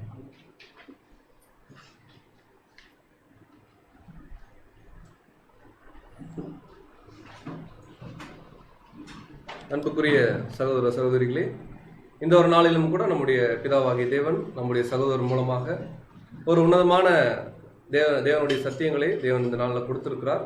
ஸோ பாடத்துடைய தலைப்பிலே நம்ம கவனிச்சோம் சூரியன், சந்திரன், நட்சத்திரங்கள். ஸோ நம்ம சூரியன்னா என்ன, சந்திரன்னா என்ன, நட்சத்திரங்கள்லாம் என்னன்றதை நம்ம அடிப்படை பாடத்திலே சில டைம்ல நம்ம பார்த்துருக்கோம். பட் அது எந்த வகையில தேவனுடைய திட்டத்துல சூரியன் அப்படிங்கிறது காஸ்பல் லைட், அதாவது சுவிசேஷமும், சந்திரன் அப்படிங்கிறது யூத யுகத்துல கொடுக்கப்பட்ட நியாயப்பிரமாணமும், நட்சத்திரம் என்பது தேவனுடைய பிள்ளைகளை குறிக்குது அப்படிங்கிறத இந்த நாளில் ரொம்ப டீட்டெயில்டா ஒரு எக்ஸ்பிளனேஷனோட கூட தேவன் நமக்கு காமிச்சார் அப்படின்னு நம்ம பார்க்கிறோம். படத்தோட கன்க்ளூஷன் நம்ம பார்த்த ஒரே விஷயம் தான் நம்ம மீகால கூட வாசிக்கிறோம் இல்லைங்களா. மனுஷனே நன்மை என்னது என்று தேவன் என்ன பண்ணிட்டாருன்னா அறிவிச்சிட்டார். நியாயம் செய்யணும், இரக்கத்தை சிநேகிக்கணும், தேவனுக்கு முன்பாக நாம் மனத்தாழ்மையா இருப்பதை அல்லாமல். ஏன்னா தேவன் அல்டிமேட்டா ஆதாம் இழந்த விஷயம் என்ன அப்படின்னு பார்க்கும்போது ஒரு கீழ்ப்படிதல். அந்த கீழ்ப்படிதலை விட்டு ஆதாம் கீழ்ப்படியாமைக்குள்ள போனார். ஸோ தேவனுடைய பிள்ளைகிட்ட கடைசி நாட்கள்லையும் தேவன் எதிர்பார்க்கணும்னா ஆதாம் மாதிரி எல்லாமே தெரிஞ்சு நீங்க இழந்துடாதீங்க, உங்களுடைய கீழ்ப்படிதலை காத்துக்கொண்டு தேவனுடைய ஒரு ராஜ்யத்துல சூரியனை போல பிரகாசிக்கணும் அப்படிங்கிற ஒரு கருத்தை தான் தேவன் இந்த நாளில் கூட நம்முடைய சகோதரர் மூலமாக சொன்னார். ஸோ இப்பேற்பட்ட பாடத்தை கொடுத்த நம்முடைய பிதாவாகி தேவனுக்கு நம்முடைய இரட்சகராக இயேசு கிறிஸ்து மூலமாக நாம் கோடான கோடி நன்றிகளை தெரிவித்துக் கொள்ளலாம். நம்முடைய அன்பு சகோதரருக்கும் நம் அனைவரின் சார்பாக கூட கிறிஸ்துவுக்குள்ளான அன்பை நாம் தெரிவித்துக் கொண்டு இந்த நாளுக்குண்டான இரவின் இனிய கீதங்களை வாசிக்கும்படியாக நம்முடைய அன்பு சகோதரர் கார்த்திகேயன் அவர்களை நம்முடைய சபையின் சார்பாக அழைக்கிறோம்.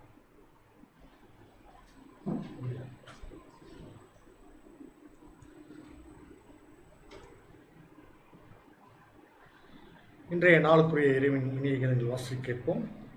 பாவம் பெருகின இடத்தில் கிருபை அதிகமாய் பெருகிற்று.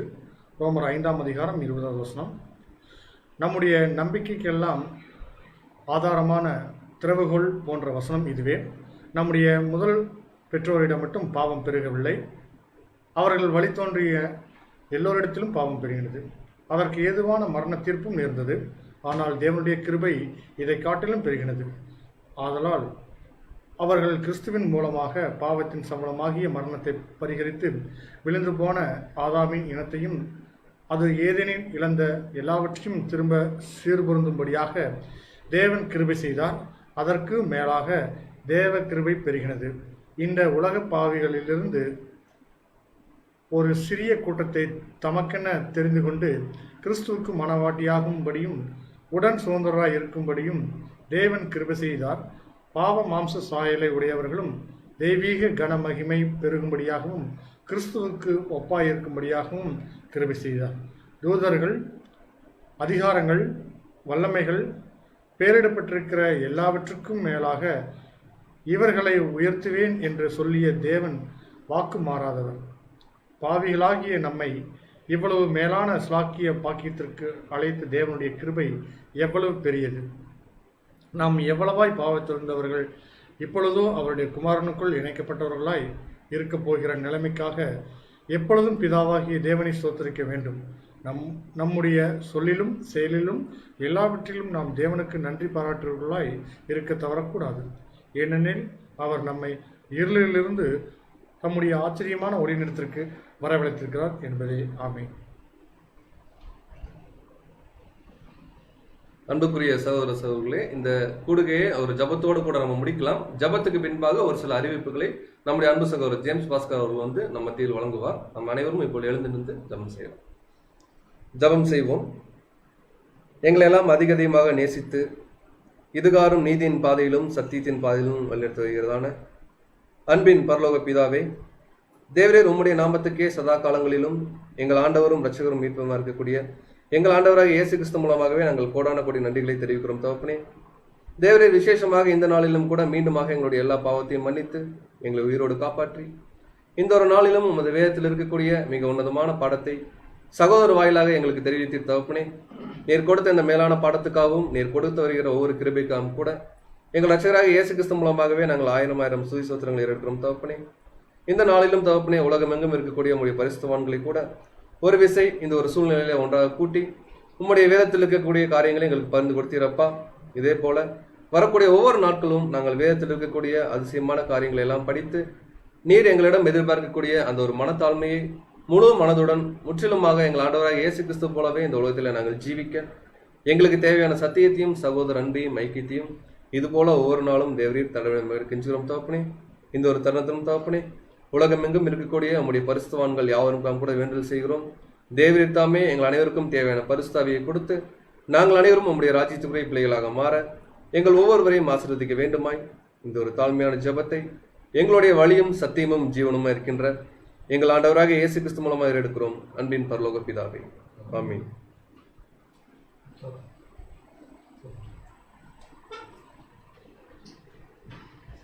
அனைவரும் அமரலாம்.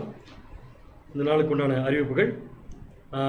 அன்பு சகோதர சகோதரிகள், ஒவ்வொரு நாளும் மாலை 7:15 சரியாக நாம் சத்திய வசனங்களை நாம் கேட்டு வருகிறோம் ஒவ்வொரு சகோதரர்கள் மூலமாக. அதை தொடர்ந்து நம்ம அடுத்த வாரமும் ஏற்கனவே செய்கிறத நம்ம அறிவித்திருந்தோம். அதன்படி தொடர்ந்து நடக்கும் என்பதையும் உங்களுக்கு தெரிவித்துக் கொள்கிறோம். இந்த மாதத்திற்குண்டான பரலோக மன்னா அநேகமாக நிறைய பேருடைய வீடுகள் தேடி வந்திருக்கோம். அப்படி வராட்டியும் வந்து சேர்ந்துடும். யாருக்காவது புக்கு கிடைக்கலனா நம்முடைய அன்பு சகோதரர் கண்ணன் அவர்களை தொடர்ந்து கொண்டு கேட்கும்படியாக உங்களுடைய அன்புடன் கேட்டுக்கொள்கிறோம். மேக்ஸிமம் கொடுத்துட்டாங்க. யாருக்காவது வராமல் இருந்தால் மட்டும் நீங்கள் தயவு செஞ்சு கேட்கும்படியாக கேட்டுக்கொள்கிறோம். அதே மாதிரி உடல்நலம் சரியில்லாமல் இருக்கக்கூடிய நம்முடைய அன்பு சகோதர சகோதரிகளுக்காகவும் உங்களுடைய அனுதின ஜெபங்களில் வேண்டிக் கொள்ளும்படியாக உங்களுடைய அன்புடன் கேட்டுக்கொள்கிறோம். தேவன் தாமே நம் அனைவரையும் ஆசீர்வதித்து வழி நடத்துவாராக. ஆமென்.